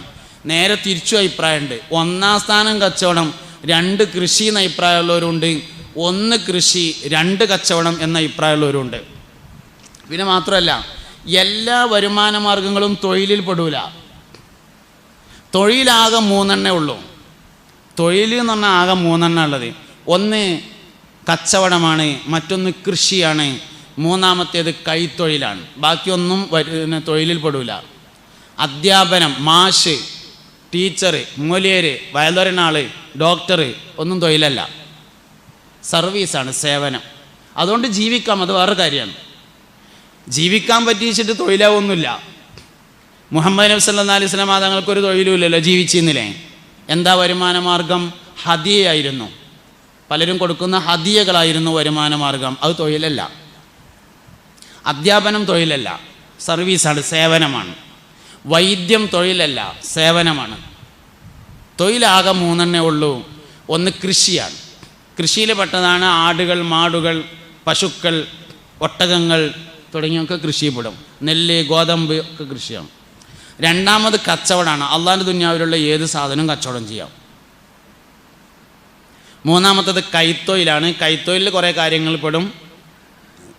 ഡ്രൈവിങ്, കമ്പ്യൂട്ടർ, കന്നൂട്ട്, കൊത്തിക്കളക്കൽ, ഇങ്ങനെയൊക്കെയുള്ള കുറേ സാധനങ്ങൾ, ഒരുപാട് റോഡ് പണി, ഇങ്ങനെയൊക്കെയുള്ള ഒരുപാട് സാധനങ്ങൾ കൈത്തൊഴിലിൽപ്പെടും. കൂടുതൽ കാര്യങ്ങളും കൈത്തൊഴിലാണ് ഇവിടെ. അങ്ങനെ 3 വിഭാഗമേ ഉള്ളൂ തൊഴിലുകൾ. അപ്പോൾ അതിൽ ഒന്നാം സ്ഥാനത്ത് നിൽക്കുന്നത് കച്ചവടമാണ് എന്ന് ഒരുപാട് ആളുകൾക്ക് അഭിപ്രായം.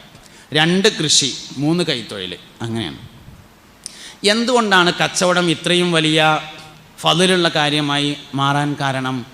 ദൂരനാടുകളിൽ നിന്ന് ഒന്നിച്ച് ധാരാളം സാധനങ്ങൾ വാങ്ങിക്കൊണ്ടുവന്ന് ആവശ്യക്കാർക്ക് അല്പാൽപമായി വിതരണം ചെയ്യുക എന്ന ഹിദ്മത്ത് അതിൻ്റെ പിന്നിലുണ്ട് എന്നതാണ് കാരണം. ഒരു ഹിദ്മത്ത് അതിൻ്റെ പിന്നിലുണ്ട് എന്നതാണ് അതിൻ്റെ കാരണം. അതുകൊണ്ട് തന്നെ മുൻഗാമികളായ ധാരാളം സ്വാലിഹീങ്ങൾ കച്ചവടം നടത്തി.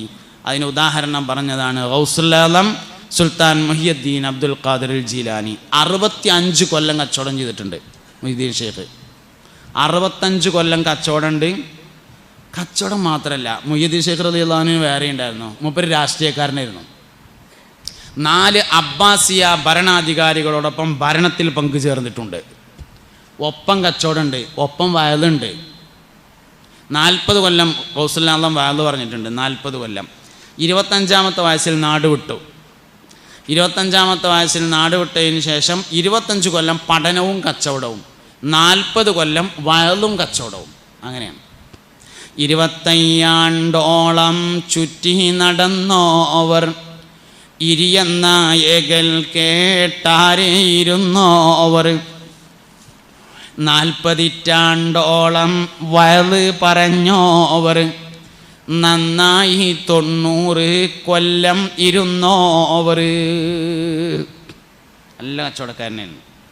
അപ്പോൾ കച്ചവടത്തിൽ വലിയ വലിയ ഔലിയാക്കന്മാരുണ്ട്, സ്വാലിഹീങ്ങളുണ്ട്, സജ്ജനങ്ങളായ ആൾക്കാരുണ്ട്. മൂല്യം പാലിച്ചാൽ മതി, പറ്റും. ഇബാദത്തുകൾ ചെയ്യുക എന്നതും ചെയ്യുന്നത് ഇബാദത്താക്കുക എന്നുള്ളതും രണ്ടാണ്. ശരിക്ക് നമ്മൾ വേണ്ട എന്താ വെച്ചാൽ ചെയ്യണ കാര്യം ഇബാദത്താക്കണം.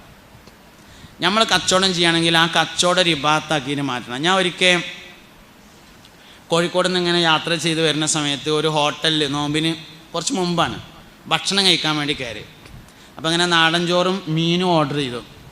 അതിൽ ഒരു നീല കുപ്പായൊക്കെ ഇട്ടിട്ട് ഒരാൾ വന്നിട്ട്, ഒരു ചെറുപ്പക്കാരൻ പ്ലേറ്റൊക്കെ വെച്ച് ഭക്ഷണം കൂട്ടാനൊക്കെ കൊടുന്ന് വെച്ച് ചോറിങ്ങനെ ഇട്ട് തരുമ്പോൾ ബിസ്മില്ല എന്ന് പറഞ്ഞു. ബിസ്മില്ലാഹിർ റഹ്മാൻ റഹീം. ഞാൻ കേൾക്കാൻ വേണ്ടി പറഞ്ഞതല്ല, അയാളത് പറഞ്ഞു. എനിക്കിങ്ങനെ എല്ലാവരും എന്താ ചെയ്യണമെന്ന് നോക്കണൊരു പണിയുള്ളതുകൊണ്ട് കേട്ടു. അടുത്ത സ്ഥലത്ത് വയല് തരണമെങ്കിൽ ഇവലെന്താ ചെയ്യണമെന്ന് നോക്കണമല്ലോ. ഇനി ഇവിടെ എന്താ കണ്ടുവച്ചാൽ അതാണ് അടുത്ത വയല്, അങ്ങനെയാണ് പരിപാടി. അപ്പോൾ എനിക്കത് നോക്കണൊരു പണിയുള്ളതുകൊണ്ട്. പക്ഷെ ഞാൻ പറഞ്ഞത് എന്താ വെച്ചാൽ എത്ര വലിയൊരു ദാവത്താത്. ഒറ്റ ബിസ്മി ഉണ്ടാക്കുന്ന ഒരു മാറ്റമുണ്ട്. എന്താ നമുക്കൊരാൾക്കൊരു സാധനം കൊടുക്കുമ്പോൾ ഒന്നാണ്ട് ബിസ്മി എല്ലി കൊടുത്താൽ വരിക. അയാളിരുന്ന് പൈസ വാങ്ങുമ്പോൾ ബിസ്മി എല്ലിയിട്ട് വാങ്ങിയിട്ടാൽ എന്താ വരിക? ബറക്കത്തിൻ്റെ വഴി മുഴുവൻ നമ്മൾ അടക്കുകയാണ്. ബറക്കത്തിൻ്റെ എല്ലാ വഴിയും. 3 കാര്യങ്ങൾക്ക് വലത്തെ കൈ മാത്രമേ ഉപയോഗിക്കാവൂ. 1 തിന്നുക കുടിക്കുക, 2 കൊടുക്കുക വാങ്ങുക, 3 ഭക്ഷണം കഴിക്കുക. 1 തിന്നുക കുടിക്കുക, 1 തിന്നുക, 2 കുടിക്കുക, 3 കൊടുക്കുക വാങ്ങുക. അങ്ങനെയാണ് ഇടപാടെടുത്ത. 1 തിന്നൽ, 2 കുടിക്കൽ. അതെന്താ രണ്ടും വേറിട്ട് പറയാൻ കാരണം വെച്ചാൽ വലത്തേതുകൊണ്ട് തിന്നുങ്ങാണ്ട് അടുത്തേതുകൊണ്ട് കുടിച്ചു നമ്മൾ. അതുകൊണ്ടാണ് രണ്ടും വേറിട്ട് പറയണതിൻ്റെ കാരണം. അപ്പോൾ 1 തിന്നുക, 2 കുടിക്കുക, 3 ഇടപാടുകൾ നടത്തുക എന്ന് പറഞ്ഞാൽ കൊടുക്കുക വാങ്ങുക. രണ്ടും വലത്തേതുകൊണ്ട് മാത്രമേ ചെയ്യാവൂ. ബറക്കത്തിൻ്റെ പ്രധാനപ്പെട്ട വഴിയാണത്. ആർക്ക് എന്ത് കൊടുക്കുമ്പോഴും വലത്തേതുകൊണ്ട് കൊടുക്കുക. KSRTC ബസ്സിലെ കണ്ടക്ടർക്ക് പൈസ കൊടുക്കുകയാണെങ്കിലും വലത്തേതുകൊണ്ട് കൊടുക്കുക. ബാക്കി കിട്ടുന്നത് വാങ്ങുമ്പോഴും വലത്തേതുകൊണ്ട് വാങ്ങുക. ബറക്കത്തിൻ്റെ ഏറ്റവും പ്രധാനപ്പെട്ട വഴി ബിസ്മിയെ പതിവാക്കലാണ്. 21 ദിവസം ഒരാൾ ബിസ്മി ഓർമ്മ വെച്ച് ചെല്ലിയാൽ 21ാമത്തെ ദിവസം മുതൽ അവന് ശീലമാവും. ഏത് കാര്യം ശീലാക്കാൻ 21 ദിവസമാണ് വേണ്ടത്. 21 ദിവസം ഓർമ്മ വെച്ച് ഒരാൾ ചെയ്താൽ 21ാം ദിവസം മുതൽ അത് ശീലമായിരിക്കും. അങ്ങനെ തന്നെ കാര്യം. അപ്പോൾ അതുകൊണ്ട് മക്കൾ നന്നാവാൻ 2 പ്രധാനപ്പെട്ട കാര്യങ്ങൾ സൂക്ഷിക്കണമെന്നാണ്. 1 ഹലാലും തൊയ്യവുമായ 4 വിഷയം മാറുന്നുണ്ട് എന്നാലും പറയാം. 4 പ്രധാനപ്പെട്ട പരിപാലനങ്ങളാണ് മക്കൾക്കുള്ളത് എന്നാണ്. 4 പ്രധാനപ്പെട്ട പരിപാലനങ്ങളാണ് മക്കൾക്കുള്ളത്. 1 മക്കളുടെ ഈമാൻ പരിപാലിക്കുക, 2 മക്കളുടെ സ്വഭാവം പരിപാലിക്കുക, 3 മക്കളുടെ ഇൽമ് വിവരം പരിപാലിക്കുക, 4 മക്കളുടെ ശരീരം പരിപാലിക്കുക. അങ്ങനെ 4 എണ്ണമാണ്. അതിൽ ശരീരം പരിപാലിക്കുക എന്നതിൽ പെട്ടതാണ് ഹലാലും തൊയ്യുമായ ഭക്ഷണം മാത്രം കഴിക്കാൻ കൊടുക്കുക. നിങ്ങൾ പിന്നെ ഏതായാലും കല്യാണം പറയാൻ മറന്നാലും ഞാൻ പിന്നെ വരാൻ മറക്കണ്ടെന്ന് കരുതിയിട്ട് നേരത്തെ തന്നെ പോന്നതാണ്. തൊയ്യബാവൂല, ചോറ് കഴിക്കരുത്, പൊയ്ക്കോളി. പറയാൻ മറന്നാൽ പൊയ്ക്കോളി, കുഴപ്പമില്ല, ചോറ് കഴിക്കാൻ പറ്റില്ല. അഭിമാനം നഷ്ടപ്പെട്ടാൽ ഭക്ഷണം തൊയ്യബല്ലാതെയാവും. അഭിമാനം പോയാൽ ഭക്ഷണം തൊയ്യബല്ലാതെയായി. അതുകൊണ്ട് ചോറ് കഴിക്കാൻ പറ്റില്ല, പോകാനേ പറ്റുള്ളൂ. എല്ലായിടത്തുനിന്നും തിന്നാന്നുള്ള ഇടപാട് നടത്തരുത്. ഭക്ഷണത്തിന് നല്ലോണം സൂക്ഷിക്കണം. പ്രത്യേകിച്ച് ഭക്ഷണം കൈകാര്യം ചെയ്യുന്നവർ നല്ലോണം സൂക്ഷിച്ചില്ലെങ്കിൽ ബുദ്ധിവൈകല്യം, അംഗവൈകല്യം, ചിന്താവൈകല്യം 3-ൽ 1 മക്കളിൽ അനുഭവിക്കേണ്ടി വരും. 3-ൽ 1 മക്കളിൽ അനുഭവിക്കണം. ഞാൻ ഒരിക്കൽ വണ്ടിയൊന്നുമില്ലാത്ത കാലത്ത് കണ്ണൂർ ഭാഗത്തുനിന്ന് എവിടുന്ന ഒരു പരിപാടി കഴിഞ്ഞ് വരികയാണ്, ബസ്സിൽ കയറിയിട്ട്. അപ്പോൾ കോഴിക്കോട് പുതിയ സ്റ്റാൻഡിൽ ഇറങ്ങി. അപ്പോൾ ചെറുതായിട്ടൊരു വിശപ്പുണ്ടായിരുന്നു. അപ്പോൾ ഒരു തട്ടുകടയിൽ, ഒരു പീടിയിൽ, ബസ് സ്റ്റാൻഡിൽ തന്നെയുള്ള ഒരു കടയിൽ എന്തെങ്കിലും ഭക്ഷണം ഉണ്ടെങ്കിൽ കഴിക്കാൻ വേണ്ടി കയറി. അപ്പോൾ പീടിയക്കാരനോട് ഇവിടെ എന്താ ഉള്ളതെന്ന് ചോദിച്ചാൽ പറഞ്ഞു ആംപ്ലേറ്റും ബ്രെഡും ആണുള്ളത്, കാപ്പിയും ചായ ഉണ്ട് പറഞ്ഞു. അങ്ങനെ ആംപ്ലേറ്റും ബ്രെഡും തിന്നു. അപ്പോൾ ഇങ്ങനെ ഈ കുപ്പിയിൽ വെള്ളം വെച്ചിട്ടുണ്ട്. ഇന്നിപ്പോൾ അത് വ്യാപകമാണെങ്കിലും അന്നതൊരു അത്ഭുതമാണ്. കുപ്പിയിൽ ഇങ്ങനെ ആക്കിയിട്ട് വെള്ളം വെക്കാറിന്. മുമ്പൊക്കെ കല്യാണത്തിന് സർവത്ത് സോഡ കുപ്പി കൊടുത്തിരുന്നില്ല. അപ്പോൾ 2 ഗ്ലാസ് കുടിക്കും. സംഗതി ക്ലാസ് പറഞ്ഞാലും അത് തന്നെയാണ് സാധനം. എന്നാലും സോഡ കുപ്പി പോരുമ്പോൾ ഒരു എന്തോ എന്ന മാതിരി കുപ്പിയിൽ വെള്ളം വെച്ചിട്ടുണ്ട്. അപ്പോൾ ഞാൻ ഭക്ഷണം കഴിക്കാതിരിക്കുന്നിടത്ത് 2 കുപ്പിയിൽ വെള്ളമുണ്ട്. അപ്പം എല്ലാവരും ഇങ്ങനെ അതിന് എടുത്ത് കുടിക്കുന്നുണ്ട്. അപ്പം ഞാനിതേമാതിരി ബ്രെഡും ആംപ്ലേറ്റൊക്കെ തിന്നു കഴിഞ്ഞതിന് ശേഷം അതിന് വെള്ളം എടുത്ത് കുടിച്ചു. എന്നിട്ട് കൈ കഴുകാൻ വേണ്ടി പോയി. കൈ കഴുകാണ്ട് തിരിഞ്ഞപ്പോൾ ക്യാഷിലിരിക്കുന്ന ആൾ അവിടുത്തെ വെയിറ്റർമാരോട് ചോദിക്കുന്നുണ്ട്, ഈ മേശമ ഉണ്ടായിരുന്ന കുപ്പിയത്തെ വെള്ളം എവിടെയെന്ന് ചോദിച്ചു. അപ്പോൾ എനിക്ക് മനസ്സിലായി ഞാനാണ് എടുത്ത് കുടിച്ചതെന്ന് മനസ്സിലായി. അപ്പോൾ ഞാൻ ചെന്നിട്ട് അയാളെടുത്ത് പറഞ്ഞു ആ വെള്ളം ഞാൻ കുടിച്ചു പറഞ്ഞു. അയാളിനോട് പറഞ്ഞു ആരെങ്ങളോട് എടുത്ത് കുടിക്കാൻ പറഞ്ഞത്? അത് ഞാൻ എനിക്ക് കുടിക്കാൻ വേണ്ടിയിട്ട് പെരേന്ന് കൊടുന്നതാണ് എന്ന് പറഞ്ഞു. എങ്ങനെ കുട്ടികൾ നേരെ നിങ്ങളൊന്ന് പറഞ്ഞേ, നിങ്ങൾ പറയും. വേറുള്ളവർക്ക് കൊടുക്കാൻ വേറെ വെള്ളവും ഓന് കുടിക്കാൻ പെരേന്ന് കൊടുന്ന വേറെ വെള്ളമാണ്. എവിടുന്ന നേരാകുക? ഹലാലും തൊയ്യബുമായ മുതലാണ് തിന്നാൻ കൊടുത്തില്ലെങ്കിൽ അംഗവൈകല്യം, കാല് മുറിഞ്ഞത്, കൈ മുറിഞ്ഞത്, മുടന്തുള്ളത്, അംഗവൈകല്യം, കണ്ണ് കാണാത്തത്, ചെവി കേൾക്കാത്തത്, അംഗവൈകല്യം, ബുദ്ധിവൈകല്യം, ചിന്താപരമായ വൈകല്യം 3-ൽ 1 മക്കൾക്കുണ്ടാവും. ഉറപ്പാണ് സംഗതി. അതിൻ്റെ കാരണം ഇതാണ് എന്നല്ല കേട്ടോ, ഇതിലതുണ്ടാവുമെന്നാണ്. ചെവി കേട്ടില്ലെങ്കിൽ അതിൻ്റെ കാരണം ഇതാണെന്നല്ല ഞാൻ പറഞ്ഞത്. ഇതിനതുണ്ടായിരിക്കും. മക്കൾക്ക് തിന്നാൻ കൊടുക്കണം മുതൽ ഹലാലും തൊയ്യബുമായിട്ടില്ലെങ്കിൽ 3-ൽ 1 ബുദ്ധിമുട്ട് മാതാപിതാക്കൾ ജീവിതകാലത്ത് അനുഭവിക്കേണ്ടി വരും. ഇതാണ് ശരീരത്തിൻ്റെ പരിപാലനം എന്ന് പറഞ്ഞാൽ. മക്കളെ ശരീരം പരിപാലിക്കുക പറഞ്ഞാലേ നല്ല ചിക്കൻ കൊണ്ടേ കൊടുക്കുക എന്നല്ല, തൊയ്യബായ മുതൽ തിന്നാൻ കൊടുക്കുന്നതിനാണ് ശരീരത്തിൻ്റെ പരിപാലനം എന്ന് പറയുന്നത്. സ്വഭാവത്തിൻ്റെ പരിപാലനം അങ്ങനെ തന്നെയാണ്. മാപ്പാൻ്റെയും ഉമ്മാൻ്റെയും സ്വഭാവം എന്താ വെച്ചാൽ അതിനനുസരിച്ചാണ് മക്കളെ സ്വഭാവം ഉണ്ടാകുക. ഞാൻ നിങ്ങൾക്ക് ഏറ്റവും ലാഭകരമായൊരു കച്ചവടം പറഞ്ഞുതരാം. ഏറ്റവും ലാഭമുള്ള കച്ചവടം അതെന്താ നിങ്ങൾ?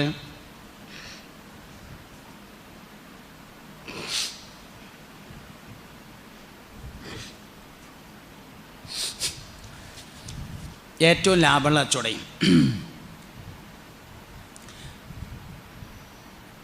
ദാനശീലം പഠിപ്പിക്കലാണ്.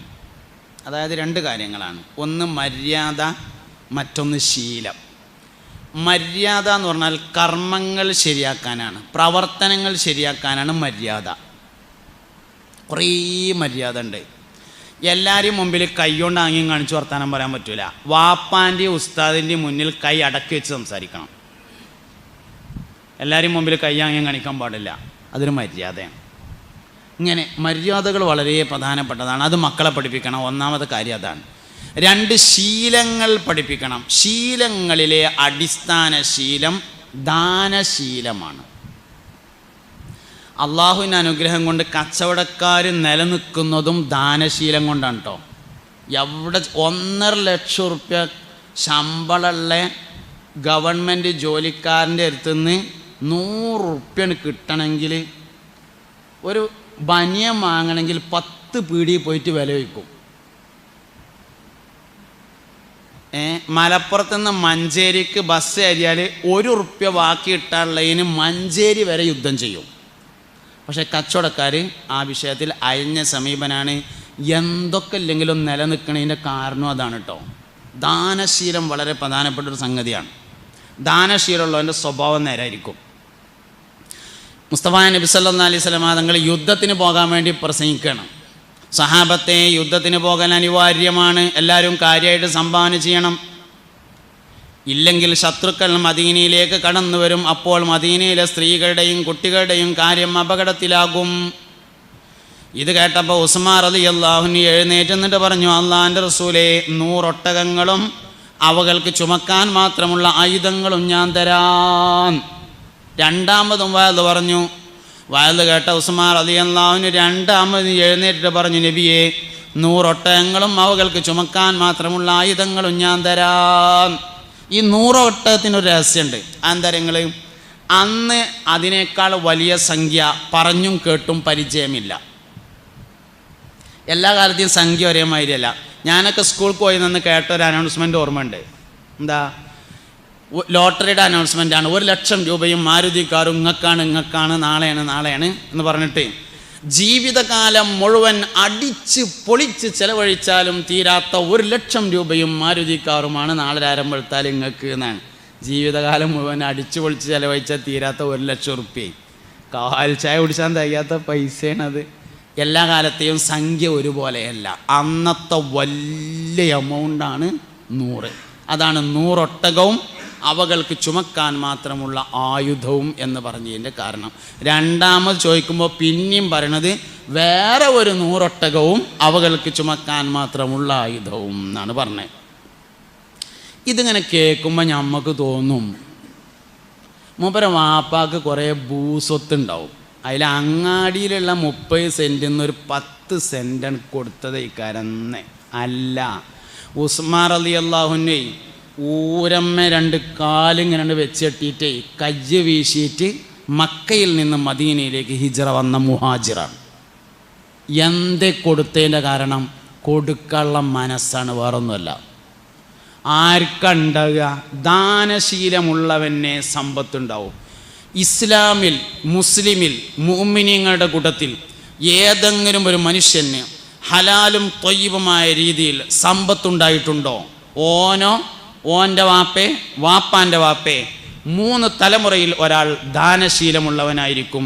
എഴുതി വെച്ചിട്ട് നിങ്ങൾ പഠിച്ചു പോയിക്കോളി. അറബിനെ യത്തീംഖാനെ ചേർത്തത് അല്ലെങ്കിലാണ് ഈ പറഞ്ഞത് കേട്ടോ. അത് ഹലാലായതല്ലല്ലോ. ഹലാലായ മാർഗത്തിൽ, ശരിയായ മാർഗത്തിൽ ആരെങ്കിലും സമ്പന്നനാകുന്നുണ്ടോ? ഓനോ ഓൻ്റെ വാപ്പാൻ്റെ വാപ്പേ 3 തലമുറയിൽ ഒരാൾ ദാനശീലം ഉള്ളവൻ അല്ലാതെ മുഅ്മിനീങ്ങൾ മുസ്ലിങ്ങളിൽ നിന്ന് ഒരാൾക്ക് അല്ലാഹു സമ്പത്ത് നൽകുകയില്ല. എന്താ കാരണം? നിങ്ങൾ സദഖയേക്കാൾ, ദാനധർമ്മങ്ങളെക്കാൾ ലാഭമുള്ള ഒരു കച്ചവടം വേറെയില്ല. മുസ്തഫ നബി തങ്ങൾ പറഞ്ഞു, അൽ ഹസനതു ബി അശ്രി അംസാലിഹ. ഒരിക്കൽ ഫാത്തിമ ബി റളിയല്ലാഹു അൻഹക്ക് പനി പിടിപെട്ടു. പനിച്ചിട്ട് പനി മാറാൻ നേരത്ത് മാറിയിക്കണു. അപ്പോൾ ഒരു ദിവസം അലി റളിയല്ലാഹു അൻഹു ഭക്ഷണം കഴിച്ചുകൊണ്ടിരിക്കുകയാണ് ഉച്ചക്ക്. ആ സമയത്ത് ഫാത്തിമ ബി പറഞ്ഞു, എനിക്ക് ദണ്ണം മാറി നോക്കുമ്പോൾ ഒരു ഉറുമാമ്പഴം തിന്നാൻ വല്ലാത്തൊരു പൂതി അറിഞ്ഞു. അപ്പോൾ അലി റളിയല്ലാഹു അൻഹു ഇങ്ങനെ ഭക്ഷണം കഴിക്കാൻ വേണ്ടി ഇങ്ങനെ ഇരിക്കുമായിരുന്നു. മൂപ്പര് അവിടുന്ന് നീച്ചിട്ട് പറഞ്ഞു, ഞാൻ ഇപ്പോൾ വരട്ടോ പറഞ്ഞു. അങ്ങനെ അവിടെ നിന്ന് പോയി മാർക്കറ്റിൽ പോയിട്ട് ഒരു ഉറുമാമ്പഴം വാങ്ങിയിട്ട് മടങ്ങി വന്നു. വരുന്ന വഴിക്ക് ഒരാളെ കണ്ടു. ജയിലിൽ നിന്ന് മോചിതനായി വരുന്ന ഒരാളെ കണ്ടു. അയാൾ ചോദിച്ചു, അലിയാരെ വിശന്നിട്ട് വയ്യ, അതുകൊണ്ട് എന്തേലും തിന്നാൻ പറ്റിയതാ ഉറയിലുണ്ടെങ്കിൽ തരികയായിരുന്നു. ഒരു ഉറുമാമ്പഴം ഉള്ളത്. അലി റളിയല്ലാഹു അൻഹു ഇങ്ങനെ ആലോചിച്ചു, ഇയാൾക്ക് വിശന്നിട്ടും ഫാത്തിമാക്ക് പൂതിയായിട്ടുമാണ്. പൂതിക്കാണോ 1-ാം സ്ഥാനം, വിശപ്പിനാണോ 1-ാം സ്ഥാനം? വിശപ്പിന് 1-ാം സ്ഥാനം കൊടുക്കാൻ തീരുമാനിച്ചിട്ട് അയാൾക്കാണ് കൊടുത്തു. രണ്ടാമതൊന്നും വാങ്ങാൻ പൈസ ഇല്ല. അതുകൊണ്ട് ഇങ്ങനെ വിഷമത്തോടു കൂടെ വീട്ടിൽ ചെന്നു. ഭക്ഷണം കഴിക്കാൻ വേണ്ടി ഇരുന്നപ്പോൾ ഭാര്യ ചോദിച്ചു, പോയ മാതിരിയല്ലല്ലോ വന്നത്, മുഖത്ത് നോക്കി എന്തോ ഒരടങ്ങേറുണ്ടല്ലോ പറഞ്ഞു. അതിൽ പറഞ്ഞു, സംഗതി എന്നോടുള്ളത് പറയാലോ, ഞാൻ ഒരു ഉറുമാമ്പഴത്തിന് പൂതി പറഞ്ഞപ്പോൾ ഒരു ഉറുമാമ്പഴത്തിൻ്റെ പൈസ ഉണ്ടായിരുന്നു, അപ്പോൾ വാങ്ങാൻ വേണ്ടി പോയതാണ്. വരുമ്പോൾ ജയിലിൽ നിന്ന് വരുന്ന ഒരാളെ കണ്ടു. അയാൾക്ക് വിശപ്പാണെന്ന് പറഞ്ഞപ്പോൾ ഞാനതನ್ನು കൊടുത്തു, വേറൊന്നും വാങ്ങാൻ പൈസ ഇല്ല.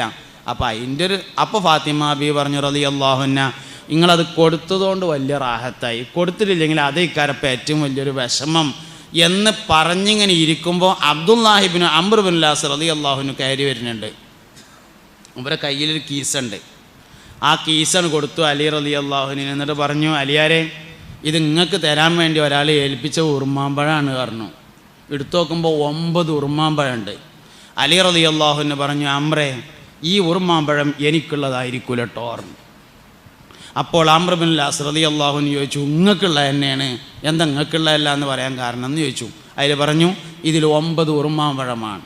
അൽ ഹസനത്തു ബി അശ്രി അംസാലിഹ എന്നാണ് മുഹമ്മദ് നബി പറഞ്ഞിട്ടുള്ളത്. ഒരു നന്മ 10 ഇരട്ടി കൊണ്ടാണ് തിരിച്ചു കിട്ടുക എന്നാണ് പറഞ്ഞിട്ടുള്ളത്. എനിക്കുള്ളതാണെങ്കിൽ 9 എണ്ണം പോരാ, 10 എണ്ണം ഉണ്ടാവും എന്ന് പറഞ്ഞു. അംർ ബിൻ ലാസ് ഒന്നിങ്ങനെ പിന്നിക്ക് പിടിച്ചിരുന്നു. അതും കൂടിയാണ് കൊടുത്തിട്ട് പറഞ്ഞു, 10 എണ്ണം എടുത്തോളിന്ന്. നമുക്ക് എന്താ കിട്ടാത്തതിൻ്റെ കാരണം? ഇതൊന്നും നമുക്കണ്ട് ഈമാനല്ല എന്നുള്ളതാണ്. ദാനശീലമുള്ളവനല്ലാതെ മുസ്ലിംകളിൽ സമ്പത്തുണ്ടാവില്ല. ദാനശീലമുള്ളവനല്ലാതെ നല്ല വഴിയിൽ സമ്പത്തുണ്ടാവില്ല. അതുകൊണ്ട് മക്കളെ ദാനശീലം പഠിപ്പിക്കണം. നമുക്ക് ദാനശീലം ഉണ്ടാവണം, സമ്പത്തുണ്ടാവും. കച്ചവട വിജയത്തിൻ്റെ പ്രധാനപ്പെട്ട രഹസ്യം അതാണ്, ദാനശീലമാണ്. 1.5 ലക്ഷം റുപ്യ ശമ്പളമുള്ളവൻ്റെ മക്കളിൽ നിന്ന് ദീനിന് നേതൃത്വം കൊടുക്കുന്ന ആളുകൾ വരാത്തതിൻ്റെ കാരണം, ദീനിന് ഉപകാരപ്പെടാത്തതിൻ്റെ കാരണം ദാനധർമ്മങ്ങൾക്ക് വിഹിതം മാറ്റിവെക്കുന്നില്ല എന്നതാണ്. ദാനത്തിന് ഒരു വിഹിതവും എൻ്റെ കയ്യിൽ മാറ്റിവെക്കണില്ല എന്നുള്ളത് തന്നെയാണ് പ്രശ്നം. അതുകൊണ്ട് സമ്പത്തിൻ്റെ വളർച്ചയുടെ പ്രധാനപ്പെട്ട ഘടകം ദാനശീലമാണ്. ദാനം വേറെയാണ്, ദാനശീലം വേറെയാണ്. ദാനശീലമുണ്ടെങ്കിലേ ദാനം കൊടുക്കാനുള്ള പൈസ ഉണ്ടാവുള്ളൂ. ഇല്ലെങ്കിൽ കീശയ്ക്ക് ഇങ്ങനെ ഊതേ ചെയ്യുള്ളൂ, സാധനം പൊന്തൂല. പിരിവുകൊണ്ട് വന്നാൽ അതാ പേഴ്സ് മറന്നു പറയും, സാധനം കിട്ടൂല. ശീലമുള്ളവന് കിട്ടും, അല്ലാത്തവന് കിട്ടൂല. ശീലം പഠിപ്പിക്കണം, ദാനശീലം പഠിപ്പിക്കണം. കച്ചവടക്കാരോടാണ് ഞാൻ സംസാരിക്കുന്നത്. പിരിവിനെ ഉദ്ദേശിച്ചുകൊണ്ടുള്ള വയലല്ല ഇത്. ഇങ്ങളിൽ ദുന്യാവും ആഖിറും രക്ഷപ്പെടാനുള്ള വയലാണ്. അതുകൊണ്ട് ദാനശീലം മക്കളെ പഠിപ്പിക്കണം. എങ്ങനെ പഠിപ്പിക്കുക? പെരയിൽ ഇങ്ങനെ ഇരിക്കുകയാണ് ദൂരസ്കരിച്ചിട്ട്. അപ്പോൾ ഒരാൾ വന്നു, വാതിലുമ്മ വെല്ലടിച്ചു. കാലുകൊണ്ട് ചെയ്യാത്ത ആളാണെന്ന് മനസ്സിലായി. അപ്പോൾ നോക്കി മോനെ വിളിച്ചിട്ട് പറഞ്ഞു, മനുഷ്യൻ്റെ 5 നയാ പൈസ ഇല്ലാത്തടത്ത് ഈ റമദാൻ മാസം അവസാനമായിട്ട് ഓരോന്നിങ്ങനെ ഏന്തി വലിഞ്ഞ് കയറി വരുന്നത് കണ്ടില്ലേ, വാപ്പോടില്ല എന്ന് പറഞ്ഞാടാന്ന് പറയാം. ഇതൊരു പഠിപ്പിക്കലാണ്. വേറൊരു പഠിപ്പിക്കലുണ്ട്. വല്യമ്മക്ക് ഗോരോചനാദി ഗുളിക വാങ്ങാൻ വെച്ചിരുന്ന പൈസയിൽ നിന്ന് 5 ഉറുപ്പ്യ എടുത്തിട്ട് മോൻ്റെ അടുത്ത് കൊടുത്തിട്ട് പറഞ്ഞു, മോനെ ബാപ്പാൻ്റെ അടുത്ത് ഒന്നുമില്ല, എന്നാലും നമ്മളെ അടുത്ത് നിന്ന് എന്തെങ്കിലും കിട്ടുമെന്ന് കരുതിങ്ങാണ്ട് വന്നതല്ല ഒരു മനുഷ്യൻ. വെറും കൈയോടെ മടക്കുന്നത് ശരിയല്ല. വാപ്പാൻ്റെ കുട്ടി ഇതാണ് കൊണ്ടേ കൊടുത്തലാന്ന് പറഞ്ഞാൽ ദാനശീലം പഠിക്കും. ദാനശീലം പഠിപ്പിച്ചാലല്ലാതെ സമ്പന്നന്മാരുണ്ടാവില്ല. നമ്മൾ ചില നാട്ടിൽ ചെന്നാൽ പറയല്ലോ, ഇവിടുത്തെ ദീനി കാര്യങ്ങളൊക്കെ നടക്കും, എല്ലാവരും പൈസക്കാരാണെന്ന്. എന്തേ പൈസക്കാരായതിൻ്റെ കാരണം? ദീനി കാര്യങ്ങളൊക്കെ നടക്കുന്നത് സ്വതക്കകളെ കൊണ്ടാണ്. അവർ ദാനശീലരാണ് എന്നതാണ് സമ്പന്നന്മാരാകുന്നതിൻ്റെ കാരണം. അതുകൊണ്ട് കച്ചവടം വിജയിക്കുന്നതിൻ്റെ രഹസ്യം ദാനശീലമാകുന്നു എന്നെല്ലാവരും മനസ്സിലാക്കുക. നമ്മളൊരുപാട് അനുവദനീയമല്ലാത്ത കച്ചവടങ്ങളെക്കുറിച്ചിട്ട് പറഞ്ഞിട്ട് കാര്യമില്ല. അനുവദനീയമായ ധാരാളം കച്ചവടങ്ങളുണ്ട്. പിന്നെ വേറെ ഒന്നുണ്ട്, പ്രയാസമുള്ളതിൽ പിടിച്ചു നിൽക്കലാണ് വേഗം സ്വർഗത്ത് പോകാനുള്ള വയ്യ്. നല്ലതൊക്കെ ചെയ്യാൻ ഇടങ്ങേറുള്ളൊരു പരിപാടിയാണ് കച്ചവടം. അയിത്തന്നെ പിടിച്ചെന്ന എളുപ്പത്തിൽ സ്വർഗത്ത് പോകാൻ പറ്റും. അതുകൊണ്ട് അയിത്തന്നെ സത്യത്തിൻ്റെ മാർഗത്തിൽ, ശരിയുടെ മാർഗത്തിൽ പിടിച്ചു നിന്നുകൊണ്ട് മുന്നോട്ട് പോകാൻ നമുക്ക് കഴിയുന്നിടത്താണ് വിജയമുള്ളത് എന്ന് നമ്മൾ മനസ്സിലാക്കുക. ഓരോരുത്തരിങ്ങനെ മെല്ലെ മെല്ലെ എഴുന്നേറ്റ് പോകാൻ തുടങ്ങി എന്നത് സൂചനയായി ഞാൻ മനസ്സിലാക്കുകയാണ്. ഒരു കാര്യം കൂടിയും പറയാം. 4 കാര്യങ്ങൾ മക്കൾ നന്നാവാൻ ചെയ്യണം എന്ന് പറഞ്ഞതിൽ 4ാമത്തെ കാര്യം ഇൽമിൻ്റെ പരിപാലനം നടക്കണം. ഇൽമിൻ്റെ പരിപാലനം എന്ന് പറഞ്ഞാൽ ഒരു മനുഷ്യൻ്റെ ഇൽമ എപ്പോഴാണ് പരിപാലിക്കപ്പെടുക അറിയോ? ഉപകാരമുള്ളതാവുമ്പോഴാണ്. അതായത് ഇൽമുകൾക്കൊരു പ്രത്യേകത ഉണ്ട്. ഒരു മനുഷ്യൻ്റെ ഉള്ള ഇൽമിനനുസരിച്ചാണ് ദീൻ അവനോട് സംസാരിക്കുക. ഒരു ഹദീസിൽ നിന്നോ ഒരു ആയത്തിൽ നിന്നോ എല്ലാവർക്കും ഒരേ ആശയമല്ല കിട്ടുക. നല്ലോണം ശ്രദ്ധിക്കട്ടോ, ഇതും കൂടി ശ്രദ്ധിച്ചാൽ മതി, കഴിഞ്ഞു. എല്ലാവർക്കും ഒരേ ആശയമല്ല കിട്ടുക. ഇപ്പോൾ മുസ്തഫ നബി സല്ലല്ലാഹു അലൈഹി വസല്ലം തങ്ങൾ പറഞ്ഞു, ഫാത്തിമത്ത് ബിൽഗത്തും മിന്നി, ഫാത്തിമ എൻ്റെ കരളിൻ്റെ കഷ്ണമാണ് എന്ന്. നമുക്കിപ്പോൾ എന്തേ മനസ്സിലായി? നബി തങ്ങൾക്ക് ഫാത്തിമാനോട് നല്ല ഇഷ്ടമാണ് എന്ന് മനസ്സിലായല്ലോ. പക്ഷെ ഒരു ഡോക്ടർക്ക് അതല്ല കിട്ടുക. ഡോക്ടർക്ക് എന്താ കിട്ടുക? ഈ കരൾ ഇപ്പം എന്തിനാ കഷ്ണാക്കിയത്? ഫാത്തിമ എൻ്റെ കരളാണെന്ന് പറഞ്ഞാൽ മതിയല്ലോ. ഫാത്തിമത്തു കിത്അത്തു കബിദി എന്ന് ഹദീസിലുണ്ട്. ഫാത്തിമ എൻ്റെ കരളിൻ്റെ കഷ്ണാണ് എന്ന്. ആ കഷ്ണം ഒഴിവാക്കിയിട്ട് എങ്ങനെ പറഞ്ഞാൽ മതി? ഫാത്തിമത്തു കബിദി, ഫാത്തിമ എൻ്റെ കരളാണ് എന്ന് പറഞ്ഞാൽ പോരെ. എന്നാൽ മുസ്തഫ നബി സല്ലല്ലാഹു അലൈഹി വസല്ലം തങ്ങൾ വെറുതെ വർത്താനം പറഞ്ഞ ആളാണോ? അല്ലല്ലോ. ഒരു വാക്ക് പറഞ്ഞാൽ അതിൻ്റെ അസറുണ്ടാവില്ലേ? അപ്പം എന്തിനാ കരൾ കഷ്ണാക്കിയത്? അതൊരു കഷ്ണം മതി. അതുകൊണ്ട് തന്നെ കരൾ മാറ്റ ശസ്ത്രക്രിയ എന്ന് പറഞ്ഞാൽ കരൾ മുഴുവനല്ലല്ലോ മാറ്റി വെക്കണത്, ഒരു കഷ്ണല്ലേ എടുത്തുകൊണ്ട് വേറെ ആൾക്ക് വെക്കണത്. അപ്പോൾ ഒരു വൈദ്യൻ ചിന്തിക്കുമ്പോൾ ആ ഹദീസിൻ്റെ അർത്ഥം അതല്ല, വേറെയാണ്. ഒരു മനുഷ്യന് ഭൗതികമായ വിജ്ഞാനം എത്രയാണോ ഉള്ളത് അതിനനുസരിച്ചാണ് ദീൻ അവനോട് സംസാരിക്കുക. എല്ലാവരോടും ഒരേ മാതിരിയല്ല. അതിനനുസരിച്ച് സംസാരിക്കുമ്പോൾ ഭൗതിക വിജ്ഞാനം ഉയരുന്നതിനനുസരിച്ച് മതവിജ്ഞാനം ഉയരണം. അല്ലെങ്കിൽ ഈ ദീനിൽ പിടിച്ചിക്കാൻ പറ്റൂല. നിരീശ്വരവാദം, യുക്തിവാദം, സർവമത സത്യവാദം, ലിബറലിസം തുടങ്ങിയ എല്ലാ സാധനങ്ങളും ഉണ്ടാവും. വിവരം ഒരേപോലെ വളർന്നില്ലെങ്കിൽ. നമുക്കുണ്ടായ ഏറ്റവും വലിയൊരു അബദ്ധം 12 വയസ്സാകുമ്പോഴേക്ക് 2 സർട്ടിഫിക്കറ്റ് കിട്ടും എന്നുള്ളതാണ്. ഒന്ന് 5ാം ക്ലാസ്സിലെ സർട്ടിഫിക്കറ്റും ഒന്ന് 7ാം ക്ലാസ്സിലെ സർട്ടിഫിക്കറ്റും. ഉസ്താദന്മാരാണെങ്കിൽ അത് റബീഉൽ അവ്വൽ 12-ന് ഫ്രെയിം ചെയ്ത് കണ്ടോട് കൊടുന്നേരും. അത്യാവശ്യം ഇപ്പോൾ ചോരുമ തൂക്കിങ്ങാണ്ട് പുതിയാപ്പിളാർ കാണാൻ വരുമ്പോൾ ഡേറ്റ് ഓഫ് ബർത്ത് നോക്കാൻ അതന്നെ ധാരാളമാണല്ലോ എന്ന് വിചാരിച്ച് നമ്മളാണ് മതിയാക്കിയതാണ് പ്രശ്നം. ആ സർട്ടിഫിക്കറ്റാണ് പറ്റിയ ഏറ്റവും വലിയ പ്രശ്നം. മതവിദ്യാഭ്യാസം അങ്ങനെ അവസാനിപ്പിക്കാവുന്നതല്ല. ഭൗതിക വിദ്യാഭ്യാസം പണ്ടൊക്കെ ആണെങ്കിൽ ആൾക്കാരെ നമ്മൾ നോക്കിയാൽ മദ്രസയും 3ാം ക്ലാസ്, സ്കൂളും 3ാം ക്ലാസ്, പണി കന്നൂട്ടലേക്കാരം. മദ്രസ 3ാം ക്ലാസ്, സ്കൂൾ 3ാം ക്ലാസ്, പണി എന്താ? പണി കന്നൂട്ട്. ആ കന്നൂട്ടുകാരനെ വിളിച്ചിട്ട് എടാ അള്ളുണ്ട് എന്നുള്ളതിൻ്റെ തെളിവെന്താന്ന് ചോദിച്ചാൽ കൈക്കോട്ടും താങ്ങിയിട്ട് തല മാറിയിട്ട് ദേശം അടുത്തേക്കൊണ്ട് ആ തെളിവ് എനിക്ക് ഞാൻ അപ്പോൾ കാണിച്ചു തരാമെന്ന് പറയും. അവൻ്റെ ഈമാൻ പോകില്ലല്ലോ. 2 വിവരം ഒരേമാതിരിയാണ് എന്നുള്ളതാണ് സംഗതി. ഭൗതിക വിജ്ഞാനത്തിൻ്റെ വളർച്ചക്കനുസരിച്ച് മതം പഠിച്ചുകൊണ്ടിരിക്കണം. നമ്മളത് അവസാനിപ്പിച്ചു എന്നുള്ളതാണ് ഇന്നത്തെ പുതിയ ചിന്താഗതികളുടെ പ്രധാനപ്പെട്ട കാരണം. വഴിയുണ്ട്, ഇഷ്ടം പോലെ വഴിയുണ്ട്. പഠിക്കാനുള്ള വഴിയില്ലാത്തതൊന്നുമില്ല. ഒന്നും വേണ്ട, മൊബൈലിൽ പോലും വഴിയുണ്ട്. മൊബൈൽ കയ്യിലുണ്ടോ പഠിക്കാൻ വഴിയുണ്ടല്ലോ, വേണമെന്ന് കരുതിയാൽ മതി എന്നുള്ളതാണ് പ്രശ്നം. അതുകൊണ്ട് മക്കൾ നന്നാണെങ്കിൽ ഇൽമിൻ്റെ പരിപാലനം നടക്കണം.